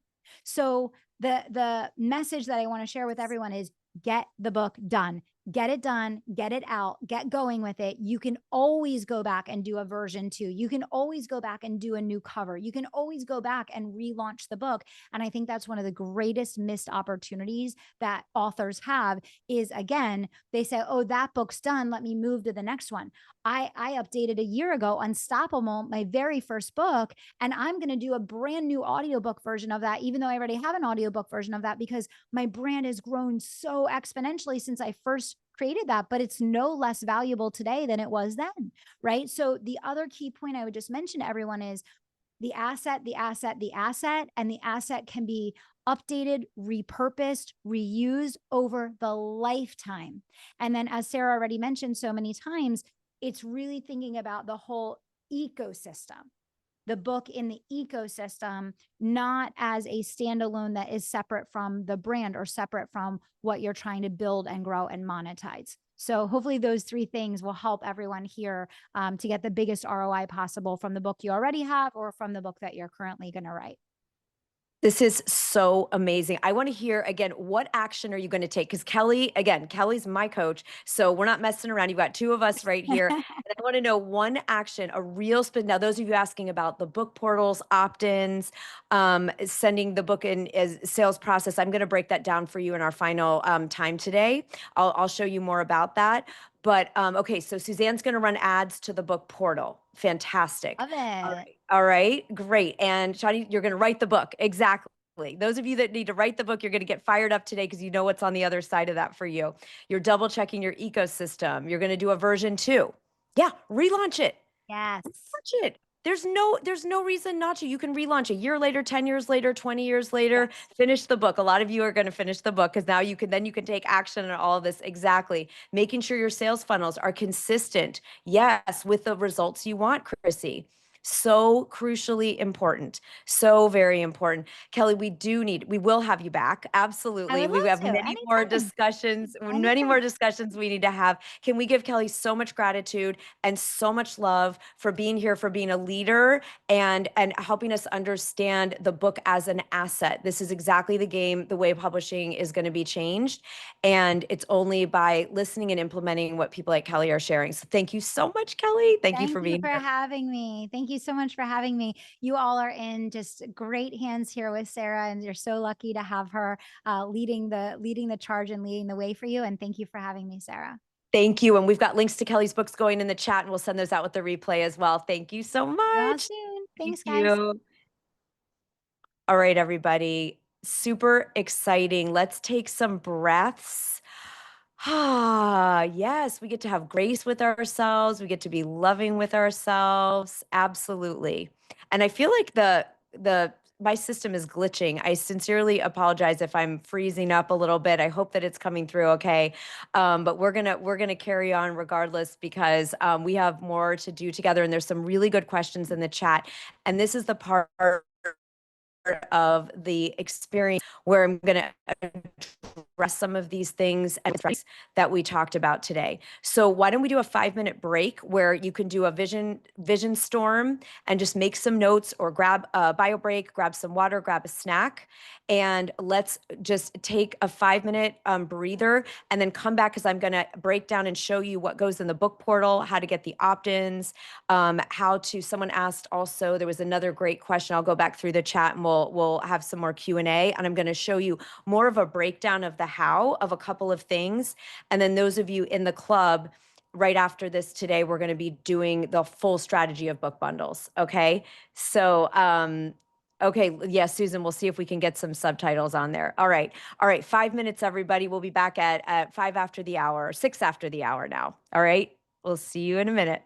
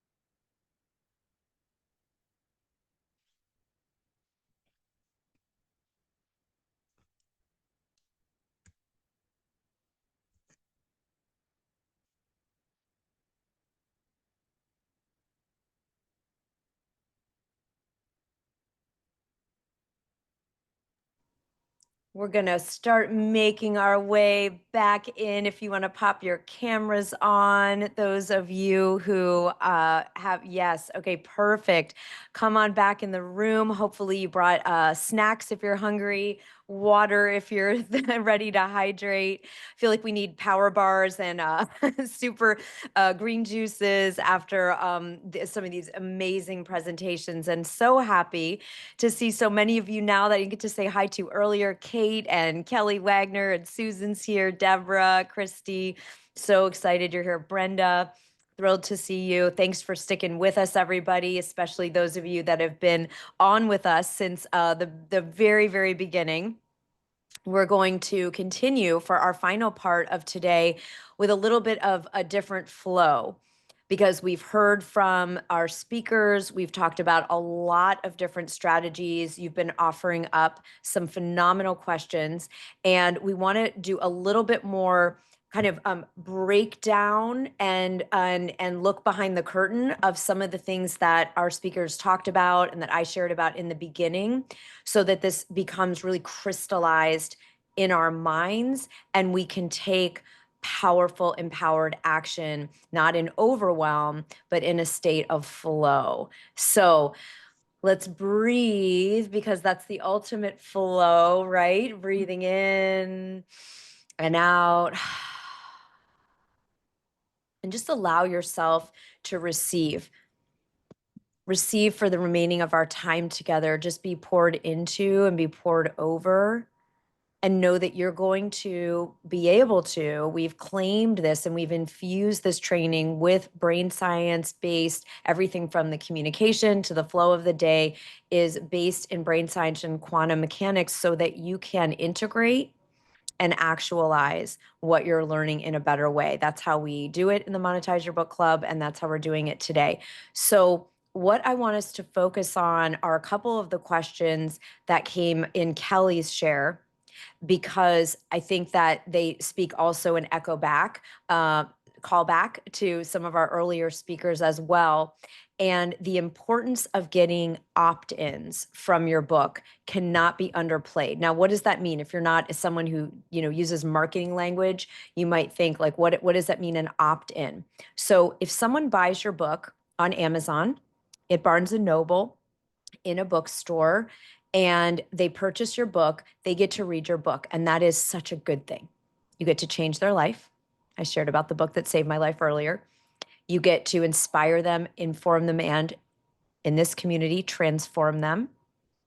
But the only way that they're going to ultimately get the full transformation is by going further with you. Does anyone agree? Just put A for agree in the chat if you know that someone can read your book, but that's ultimately not going to probably help them make the complete transformation that they originally picked up your book to make. Whether you help them be a better parent, improve their health, you help them get into college, you help them eat better, you help them build a business. Most of us, I just shared, I read usually a book a week. And I usually have several books going, a fiction and a nonfiction and a spiritual book and all the things at the same time. And I still do not implement a fraction of what I read. And that's okay. If I get one idea that I do something with or get inspired by, I consider the book a win. But I certainly don't take an action all the way and implement every single thing that they did in the book, right? That they shared in the book. And so in order to make true transformation happen, the person is likely going to need to do more with you and with the strategies you teach or the process you teach. Even if you're a fiction writer or a poetry writer, they're going to, need more soul food and more inspiration, right? And so specifically, and especially for those of you that want to attract clients, generate leads, and you have other services that you offer, they're going to need the full transformation. And when someone reads your book, they will trust you, they will like you, they will feel like they know you, but you don't have a two-way relationship with them. You do on a sort of symbolic level, because they're reading their book and they're taking in your information, but you are not actively going back and forth in a relationship with them. They cannot be a rich relationship in your life just by reading your book. You can have a rich impact on their life. The woman whose book saved my life, I'd never even met, right? But I am not able to, I'm not able to have a two-way relationship with her, and nor does she have with me. So how do we correct for that? Because if our goal is to create transformation in the world, then someone buys our book, we don't have a way to, we don't know their home address. We can't send them something in the mail. We can't email them. We can't find them on a direct message. I'm sure, I guess you could stalk people who leave you book reviews, but that's only a fraction of the people who read your book. So what we started doing in 2019, and it still works today really, really well. We tested this at the end of 2019, and we've done it ever since and teach it in our Thought Academy programs. And I'll show you in my book with the Science of Getting Rich for Women is how do we get someone to go from a reader to a rich relationship? Okay. Well, we do that by giving people an opportunity to go from the pages of the book, the ebook or the audiobook into what I just call, and what we teach is we call it a book portal. Now, this could be to a single resource, and you can put a QR code embed it right in your book, or you can do a hyperlink. And if you don't like the way, a QR code works, but looks on the page, and what you're going to invite someone to, you don't just want to say something like this: join my newsletter, get on the list for my book, come visit my website. No one wants to visit a website. Who has time to visit a website? In a 2.9-second attention span world, you think someone's going to go visit a website? No, they are not going to go visit a website. They might love you. They might be obsessed with your book. They're not going to the website, right? Look me up on Instagram and you put your handle. Terrible. This is how publishers will do it. All right. It's not effective. So what has been really effective for me and a lot of the people that I've had the privilege of coaching in their books is to put a QR code or a hyperlink. You'd have to ask your individual publisher, Christy. Again, I've published traditional and entrepreneurially and self. I've done all the hybrid. I've done all of them in my various books. And you might have to advocate for it. But each publisher is going to have different rules, right? My new publisher, I'm my 7th book. I'm doing traditional publishing again, only because they came to me and offered me a really great partnership experience with what we were doing at TLA Publishing and the new book. And we will have hyperlinks or QR codes, right? And that's distributed through Hachette and Simon and Schuster. So that's traditional. So you have to ask, be a powerful advocate for yourself. I didn't know how to do that on my first book. But you want to have a hyperlink or a QR code. And you don't just want to say, use this link to, again, get on the list or visit me, or, oh, even worse, join my newsletter. My God, no one's going to a website, and certainly no one just wants to join a newsletter, even though your newsletter might be absolutely amazing. What people will do, absolutely 1,000%, and I've had it happen thousands of times now through my books, is that if you are talking about something and teaching something in your book, let's say you're teaching a communication technique, a guided visualization, you're breaking down a recipe, you're giving someone a quiz, an assessment, you are doing whatever it is, you're describing a technique, and you say, hey, I'll put it in the book. We're not going to withhold anything. But if you want me to guide you through this in real time, I can't read a meditation and do the meditation at the same time. Then I have to read it into my voice memo and then lay down and do a meditation that's written in a book. But if I say, hey, use this code, and someone can take their phone, which is like our appendage now, and just go like this and be there and get that meditation, people will do that. And they know they're going to put in their name and email. So this is the opt-in part. People need to put their name and email in to be able to access the meditation. It's free. I don't charge anything for my book portals. I have so much stuff that people have paid me thousands of dollars for that I put in my book portals. Workbooks, courses, videos, demonstration, all kinds of things. And I'm happy to give it for free because I want to create transformation. I want to pay forward the gift of the woman who saved my life with her book. And I also want to be able to work further with people who want to do that work with me. Like I read Kelly's book and then wanted to work further with her and invested with her. And so, yeah, Robin, once they're in, you can set it up however you want. You can have whoever sets it up for you. If you set it up where people opt in once and then they can just, access the portal, or they might want to scan in this book. I put the QR code in multiple times. Every time there's a meditation or a visualization or a workbook exercise, I don't make people flip back through to find that old QR code. I just put it in there.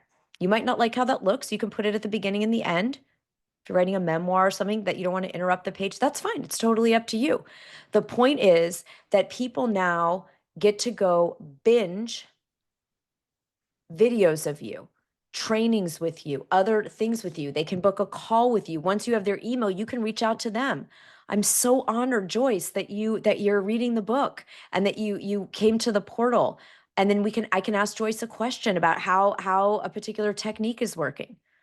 You know, Jane's here. She and her husband read this book and then they manifested $36,000 in a week, you know, 1 week using a technique from this book, right? And that's just an example, right? Of things that I want good things to happen for people. So you give them an opportunity to have transformation. The opt-in is that you require a name and email for people to go in to this portal. You can have one single resource like a quiz or an assessment, or you could have all kinds of resources if that's the kind of book you're writing.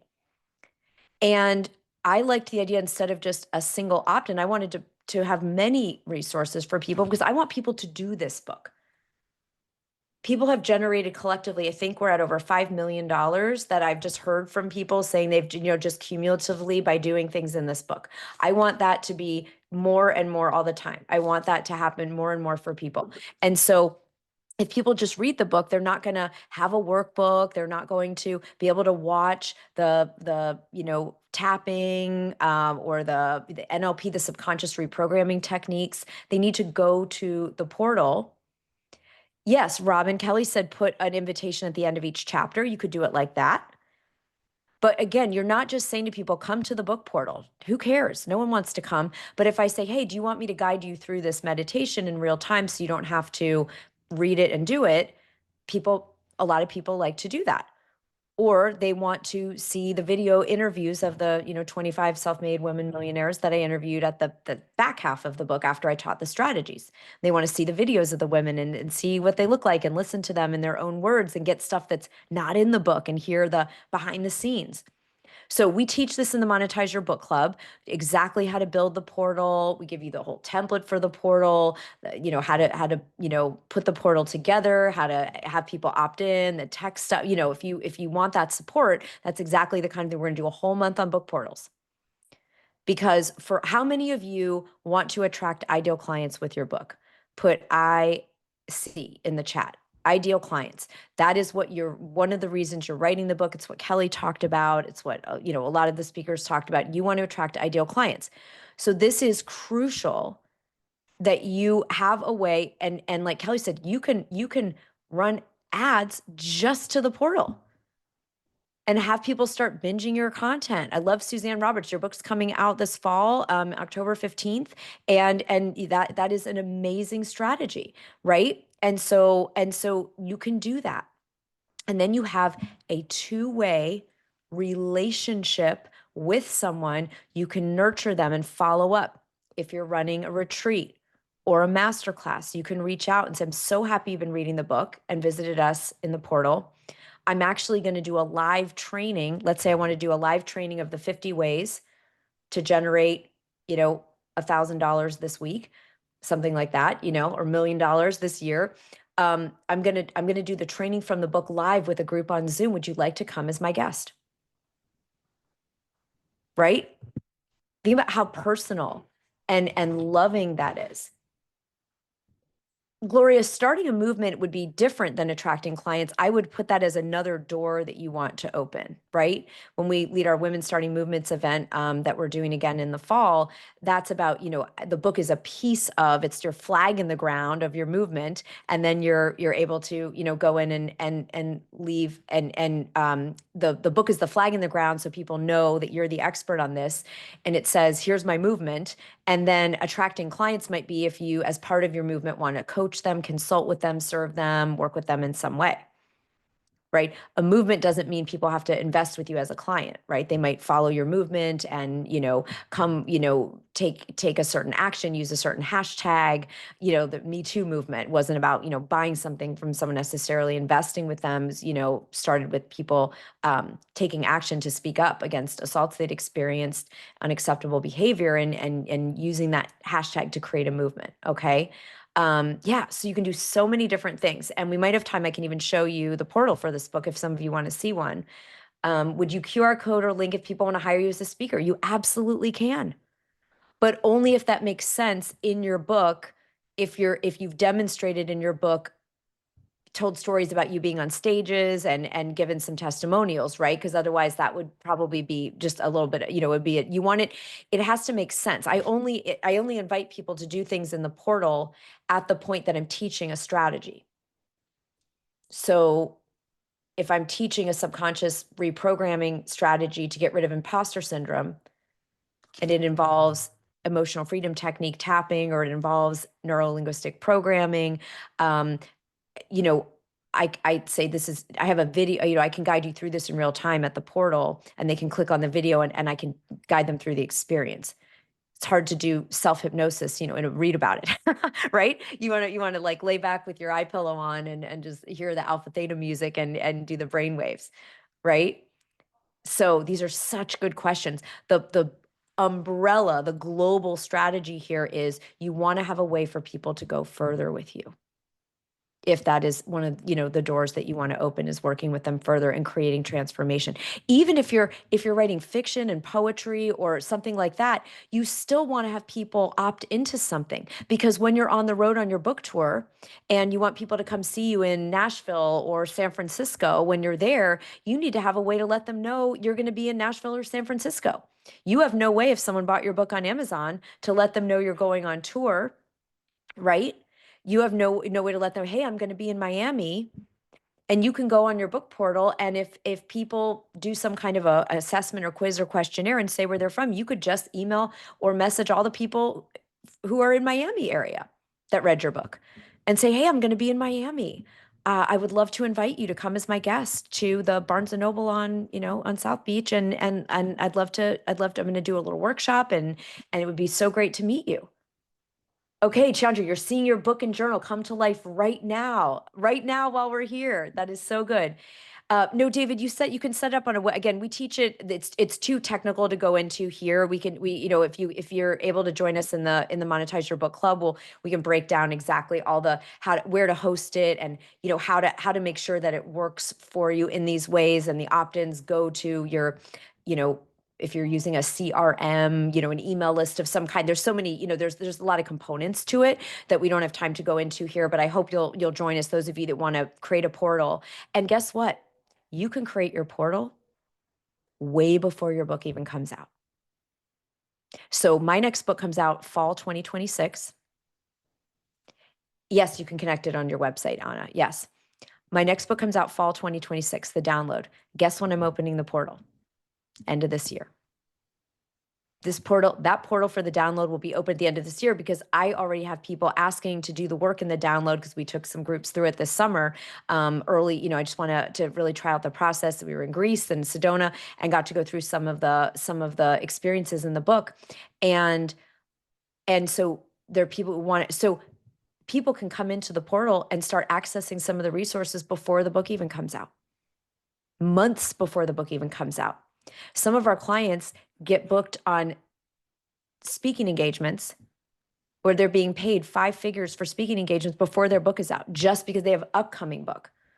So you can make your portal speaking focused. You can make your book resource and, focused on, attracting your ideal clients. How do you beta test the portal? Yeah. I mean, you just have people go try it out, right? Get some people together and say, hey, here's the link. Can you make sure that, the QR code goes and you're able to click open the trainings and that kind of thing? Yeah, Robin, as long as it's a dedicated page. But the thing is, on your website, I doubt that you make people at this point. Most people don't require email and name to visit a website. So you would need to have it on a page that specifically that where they have to put in, you'd have to send them to a tab that required them to opt in by name and email. Otherwise, you just someone's visited your website and you don't have a two-way relationship with that person, right? You can totally build it as a page on your website, but it must be like when people go to sarahcannell.com, they don't have to give their name and email. They just go to the website. When people go to the book portal, they must give their name and email. And I always put phone number optional because some people will give their phone number and then we can text them. Right? Yeah, you could do Kajabi, any of these are, again, yeah, you can do any of that stuff. All right. You can host it in many different places. Absolutely. So the strategy is having some mechanism where someone is having an interactive experience with you and getting into a relationship with you separate from just being a reader. They're now a lead or I like saying relationship, not lead. Someone to me is not a lead. There's someone I get to love and pour into. Every book I write is a love letter to the reader. Every resource I create is created with the intention, and I actually meditate over my books and my resources. With the download, my vision is that people will hover their hand on the cover, and by the time that hovering happens, I'm actually doing like frequency work, which I know sounds really woo-woo, but that's the world I'm in. And someone will even just touch the cover or start listening and see the cover on the audiobook, and they will start having activations. They will start actually, their brain will start getting into that genius zone, and they will start having downloads, which are creative, inspired ideas. Right? You love the woo. Yeah, well, you're in the right place. If I have been deep diving down wormholes in quantum physics this summer that I have no words to describe yet, except for what I'm able to get on the page in the book. All right. So that's where the world is, the writing is taking me. Kelly Roach shared, or actually, who was it shared? Jen Gottlieb was the one that talked about that writing that book Be Seen gave her a masterclass in her next level of visibility. She had to live the book. And creating a transformational book, I think, is when we live the book. I am living the download every single day. I am living the vibration. My cells, my brain has changed by writing this book, and it will change in a positive way the brains of people who read it. That's my intention, and that's why I'm meeting with scientists and quantum physicists and all this stuff. And I'm not a scientist, and I'm meeting with them, and I am learning, and I'm hailing and reading books and watching lots of YouTube videos because that's the level of transformation I want to provide when we live the book. Okay. And so your book portal or your opt-in is a way that your reader is going to live the book too. Did anyone ever watch the movie The Never-Ending Story? So if you're older enough to remember, I love that movie. I love it so much. And the point of the movie, if you don't know it or haven't heard of it or haven't watched it in a while, is sort of the idea that you don't just read a book, you become the book, and then the book, you go into the world, and then you're part of the story forever, right? And it goes on and on and on. Which the never-ending story. And still watching it, David. Good. I'm glad I'm not alone. Other nerds out here with me. Yes. And so the reason I bring up this story is that that's what letting people opt in to your book is going to do for you. They get to be part of the never-ending story of you and your legacy, and it gets to change their life. And it makes me really emotional. Actually, I'm feeling like a lot in my heart right now, because if we leave people alone with the brilliant work, the strategies, the methodology, they will implement, if they're lucky, one thing. But if they come into your world, and they come into a portal or a resource of some kind, and you're able to reach out to them and love on them and support them and stand for them and pour into them and invite them to things and continue the work, if it's a right fit, obviously, for them, then they're part of the ripples. Their life changes, the people in their worlds changes. And everyone's like, I got to go watch the movie again. Now I want to see it again too. It's the story. I'm ending with that now, you guys. We are playing that story at that song, the Never Endings, the Moody Blues version at the end of today. Okay. So, Mezi, you're saying, I noticed if you do not buy a book on Amazon, you can't leave a review for the author. Hence, reviewers automatically are the only persons that actually bought the book. So you're saying in order to give an Amazon review, you had to buy the book on Amazon. Well, yeah, Amazon wants to keep you on their platform. They also want to make sure that Amazon takes reviews very seriously, which is why on August 20th we're going to bring Selena back, and I'm going to demonstrate.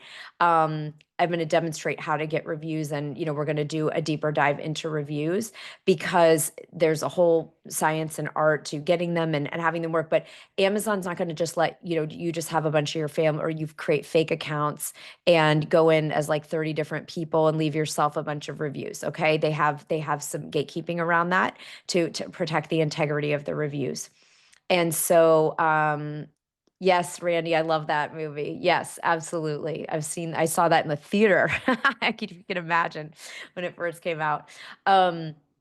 So so just just like, we want to have integrity, right? We want to have integrity with everything that we do, in our portals, in the quality of our books, in the reviews that we get. So I can feel this is a high integrity group, and that's why I'm so excited that you're all here you're the real deal. It's not transactional to you. It's not just about, oh, I want book sales. I want people to, I want to say I wrote a book as a bucket list. You're here to change lives. You're here to change the world. And that's this community, right? And so I do hope you'll continue on with us in the Monetize Your Book Club, so that we can do the work, we can build the portals. Today, our session this month is on book bundles. So again, putting a higher ticket item with your book, whether it's coaching, whether it's a course, a membership, an event, something where someone is buying the book and also you're generating income, right? Yeah, Jane says some people are reading her book 5 times to have that kind of an impact. That just, it's so powerful. It's so incredibly powerful. Christy, you're here to change lives. Absolutely. Yeah. Yeah. And it's this just tiny little jewel box of a book that's changing lives, right? You don't need longer. Is it Mark Twain who said, I would have written a shorter memo, but I didn't have time? Right? So it's actually, being succinct is much more challenging and hard. Okay. So how many of you are going to make sure that you have an opt-in, no matter what book you write? And if you've already released a book and think, oh no, I didn't do a QR code, I didn't do a link, I didn't make a portal. Guess what? It's never too late. You get to relaunch that book and do it with these strategies. We teach the whole relaunch method within the Monetize Your Book Club, right? You're going to get to relaunch your book if you want to. And if you had an opt-in and no one opted in, then you can figure out maybe what happened. Was it maybe positioned in a way that people didn't understand how exciting it would be to get that? The resource needs to, whatever, if it's one resource or multiple resources, we need to make sure that it's what our clients are looking for, what our ideal people, our readers need. Not what we think they need, what they need, what they want, what they're searching for. And if you want an idea, you want a little hack? Okay, I want to teach this hack, and then I want to teach you something about using the book in the sales process that is a build on what Kelly mentioned. All right, so the hack I want to give you here is, if you're not sure what a really exciting opt-in would be for your ideal person, is go to Google or go to YouTube and start typing in the topic of your book. Just put the beginning of, how to, something that you help with, whether, like Susan helps people have children through surrogacy, however you're helping people, right? You start typing that in, and then just look for what Google or YouTube auto populates that people are searching for. Right? What are the most amount of people on those 2 platforms? Because YouTube and Google are the most search platforms right now, and probably ChatGPT is now higher, but you can't go into other people's ChatGPT. So you go in there and you find out, what are people actually looking for? What are they seeking information? They're going online in their own time and saying, how do I do this? How do I find this? Oh, thanks, Ginny. I'm so happy you just got the book. I am excited for you to manifest a ton of money. I can't wait. I hope you join us in the club so I can find out and help you, we can fast track that. That's amazing. I love it. So, So you can look for what are people searching for? What is there? You're either helping people with a free resource solve a problem or achieve a dream. If you make a free resource about one of those two things, solving a problem or achieving a piece of their goal, a piece of their dream, then you're going to have something that people want.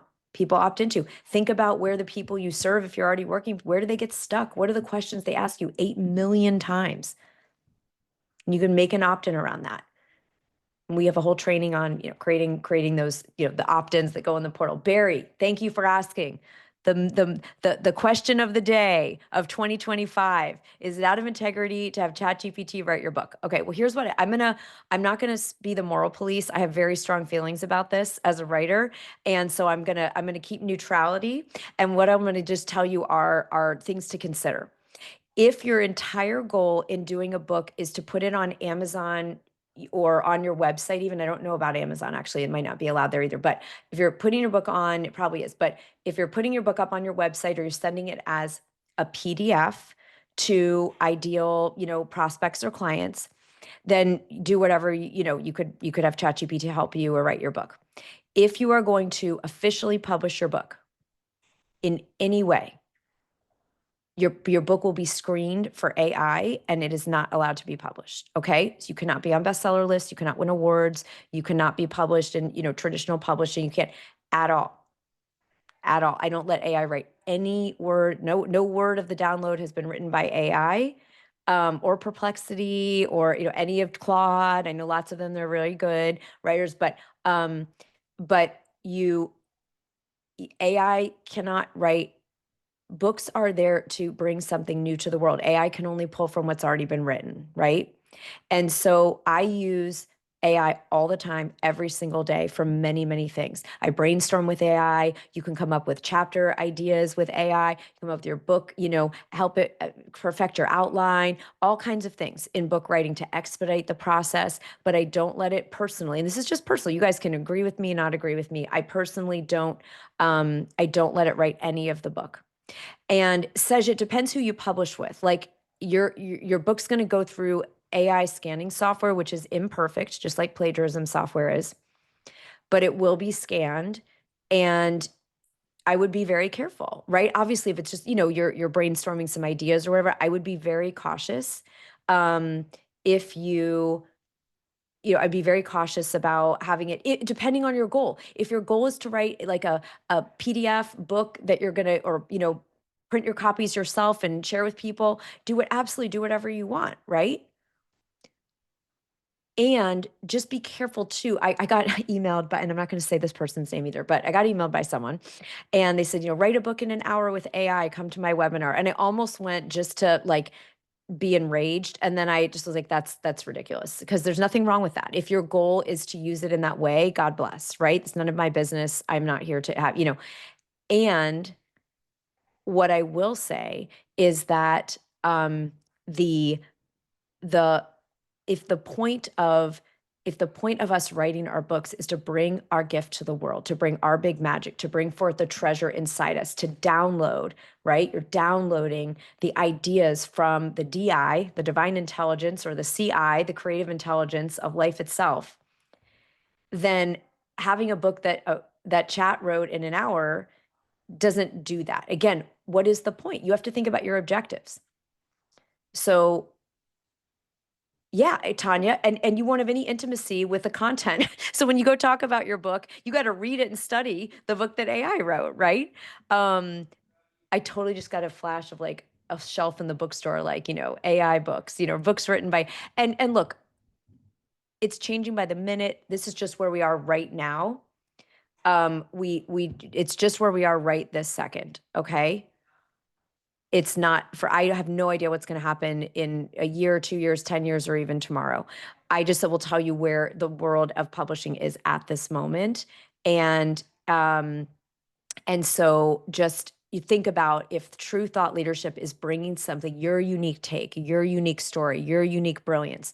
And like I said, I do use AI all the time, but I go to DI first, DI, divine intelligence, CI, creative intelligence, And then I bring in the AI to expedite, to accelerate certain things and processes. That's, yeah, absolutely. And says, don't be too concerned, depending on where you're going to publish, you can talk to your publisher.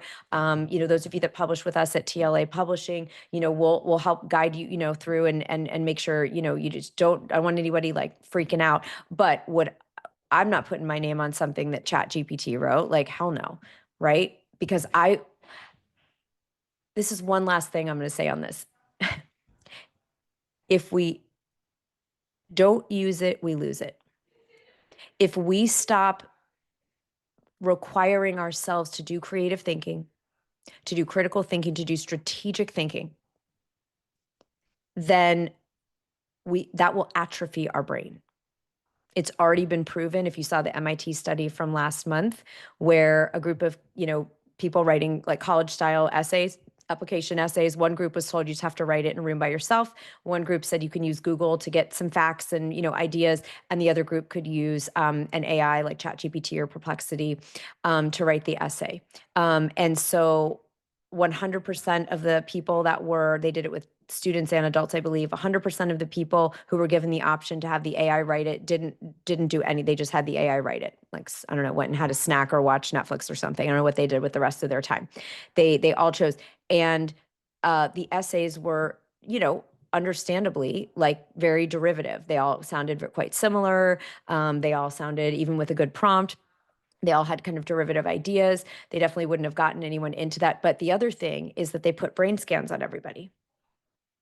So not only was what the output was not, original or as creative or whatever as the other groups, but the brain activity of the people who had to write it themselves with no, technology, and then the people that use Google, the neurons that fired, the neural pathways that were strengthened, the brain activity and stimulation that was going on, of course, none of that lit up for the people that didn't write it because they weren't writing it, right? The AI was writing it. And so this is something we all want to consider. I did a whole podcast episode with Elizabeth Wardle, who I met through Suzanne Roberts, who's amazing. And we did, because also, what is it developing in you if you are not requiring yourself to do that work? There are costs to our longevity and our minds. So anyway, we will spend the rest of the time.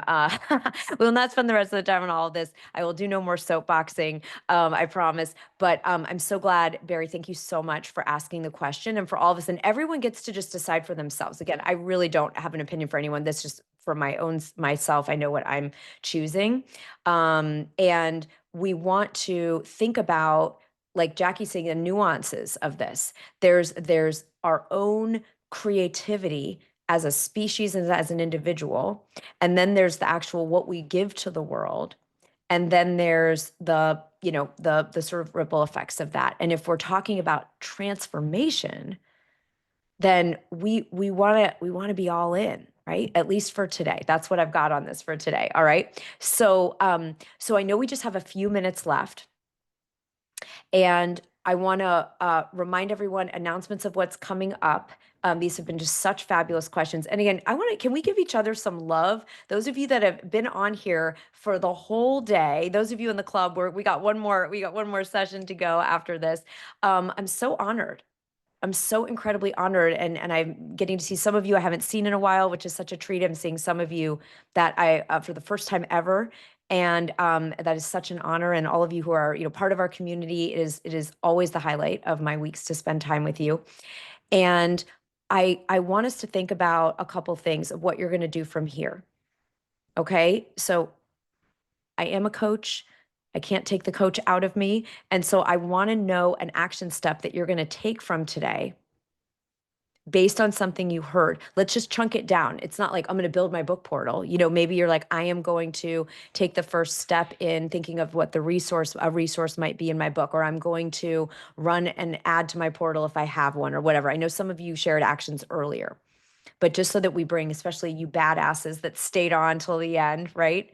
I want to, yes, you're going to use the GIVE formula, relaunch campaign, updating your opt-in on the website. I love this. Develop book ambassadors, more opt-ins. All right. And I want to remind you, those of you that are founding members of the Monetize Your Book Club, you get to come in and join us, for the entire year instead of at $5,000 at $997. And we're going to do all the things that you heard about today. We'll have a month on those different things. We'll have a month, like I said, we're doing book bundles this month. We did book commercials. We'll be getting book sponsors for your book tour or an event. We're going to be doing a whole deep dive into the book portals. And it's not just like today where we're kind of talking about the idea. It's literally going to do this step 1, step 2, step 3, and then getting facilitated sessions, implementation sessions where you actually do the thing. Yeah, if you want a script to reach out to bookstores, what exactly to say to a bookstore to have them be excited to do an event with you, you're going to get the script on the month we talk about that. Book tours, right? How to get a speaking engagement, how to get in the media, how to get to 50 or 200 or 100 book reviews, right? So we're going to be doing the work. Because just like we said, people can read a book and not implement. We can come to a summit and I won't be able to make sure that I'm with you every single month and Amy's with you every single month. And we're here to make sure that you get to do the thing and have the scripts and the templates and things that will speed this up dramatically for you. So I really do feel so excited about continuing on, and you get to come to the industry insider party in New York with the TV producers and the speaking agent and the TEDx organizer and the Forbes contributor. If you can join us in New York, or you'll get the replay to watch that if you are not able to join us, and you get the quarterly networking. And this was not on the plan, but I will do a whole bonus session on breaking down the bestseller lists for those of you who join us. So here's what Amazon bestseller requires. Here's what USA Today. Here's what New York Times, and really getting granular about what that entails. And that's going to be really, really important to, like Selena needed to know exactly what was required to hit USA Today bestseller so that she could assemble not only a great book ambassador team, but a book ambassador team that was reverse engineered from the goal of her 4,000 books to hit the USA Today bestseller list. So I want to make sure that you have the power behind you. You have the training, you have the strategies, you have the step-by-step, and you have the implementation, the accountability, and the community to have the book make you the daily sales and open those doors. Remember, they're going to fly open. We don't have to kick them down anymore. We don't have to exhaust ourselves blowing them open. They're going to fly open because we're going to have the strategies in place to be building the brand and making those opportunities happen. Sej, Amy can reach out to you about payment plans. Right now, we have the link up for the $997, so you get all the bonuses. And because you all inspired me, we ended up talking about this book today. I think it'd be really fun. How many of you who are in the club would want us in September to do a challenge so you make at least $997 in the month of September from something to do with what we do in the club, so that way you're back, like you actually get the investment back within the first, those of you that join now, you'll have it back within about a month. All right. Yeah. Gigi, me, because you'll be in the club. I love it. After you join, Sej, join us, do it. Okay. So why don't we do that? I haven't run an abundance accelerator. Those of you that have trained with me for a while, it's been a minute. We haven't done an abundance accelerator. So let's do it. Let's do it in the club. And we'll have some extra time together in September to be able to do revenue generation and just really accelerate the process around getting that 997 in some way, shape, or form. We'll get it done. And some of you, it'll be 100,000. We've had people in our abundance accelerators, we've had people do 30,000, 50,000, 60,000, 100,000, 300,000. I think the top person did one of the abundance accelerators. If you don't have a product yet, Chandri, you're going to get a one-on-one strategy session with Amy when you join, and we're going to figure out a product. Those of you in the club today, I'm showing you how to partner with someone else if you want to sell something they're doing and use your book as a bundle with that. That's actually one of the things we're going to do this afternoon. Okay. So I'm so grateful that you all, came today. I hope that you will join us in the club so that we can continue this work and building community. Because someone here right now on this summit is your next rich relationship. Remember, Selena talked about that earlier today. that one rich relationship is worth more than 100 casual connections. I think it's worth more than thousands of casual connections. And so your next rich relationship can happen in the club. That's what we want to happen in the club. So you can, support each other's launches, and you can partner together. Find the people who are in complementary spaces. Find the people to co-do events together. That is the way of the future, right? That is the RI, relational intelligence. We're doing all the I's today. All right. So I'm excited for you to join us. You can get all the bonuses. If you have questions on that, just put a message in the team to say team, and then Amy will reach out to you. And yes, I mean, Suzanne Roberts, we're going to be doing your book launch October 15th. Suzanne is not only, I want everyone to hear this, Suzanne is not only launching her book, she's launching a documentary. She's going to have 500 people live in a room from all backgrounds, all arenas. She's going to build collective power, which is what Suzanne is a thought leader in the world. The Great Reconnection, the movement of the Great Reconnection. I'm just getting really emotional about it. Is going to be launched October 15th in Columbus, Ohio, live. I have the honor of getting to be there. Amy's going to be there. Yes, we're going to be, the download is going to be, Suzanne and I are the portals. We're bringing in the Great Reconnection and the download in the same 12 months.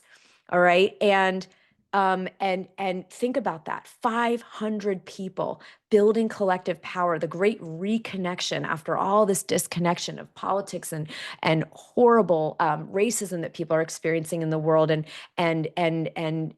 leadership breakdowns and politics and war. The great reconnection is the movement. And Suzanne's launching the book and documentary at the same time, and you can zoom in if you can't come to Cincinnati. I love it. Yeah, Amy Prestidge wants to come.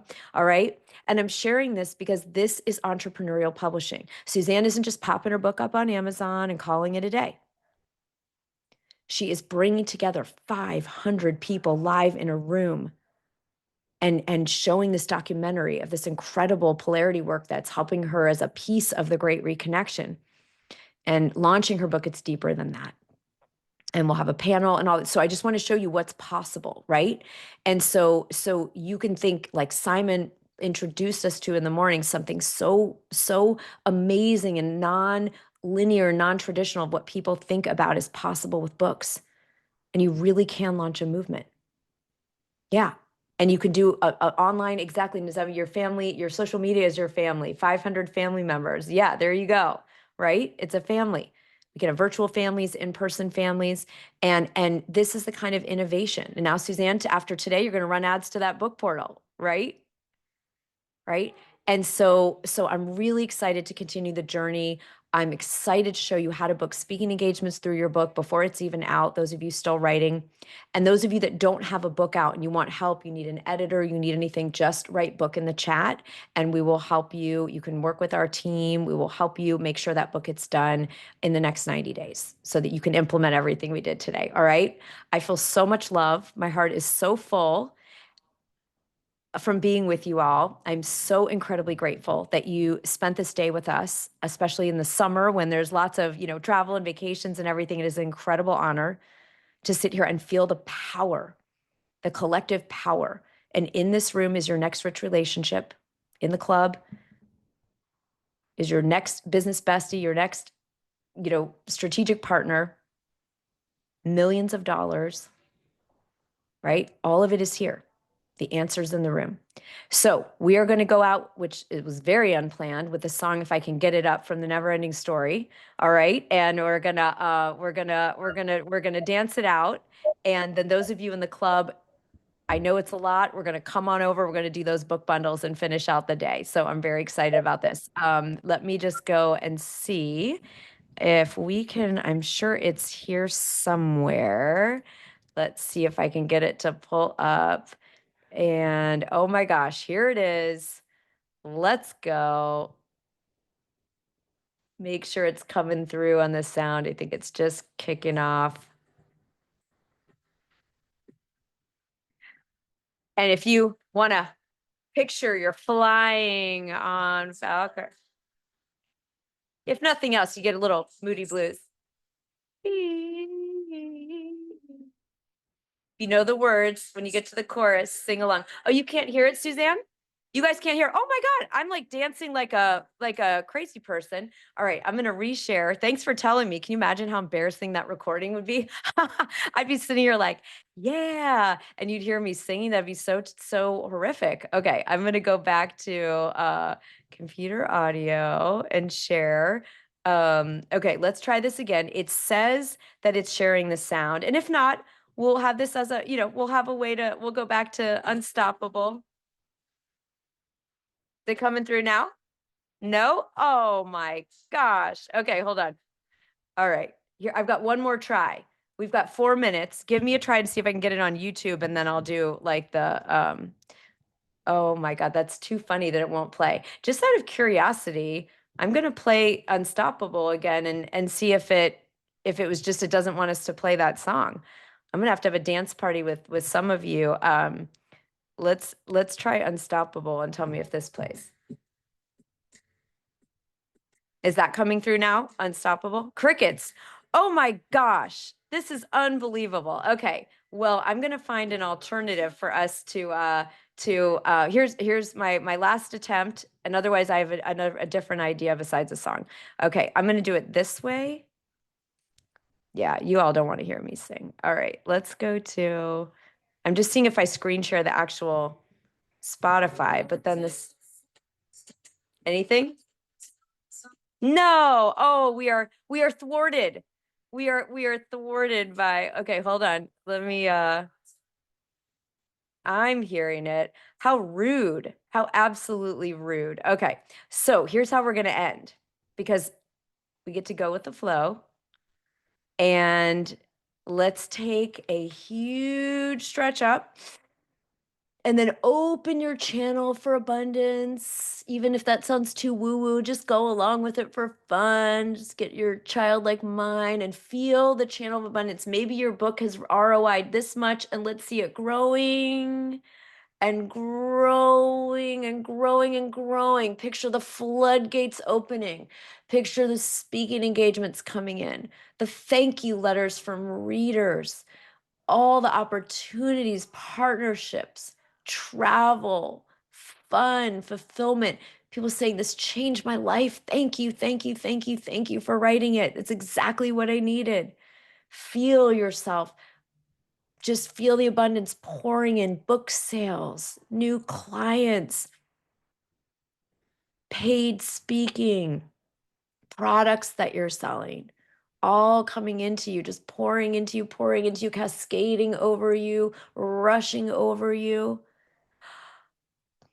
Just feel and just sing, I receive. I am one with all the abundance of the universe. I am one with all the abundance of the universe. I'm one with all the abundance of the universe.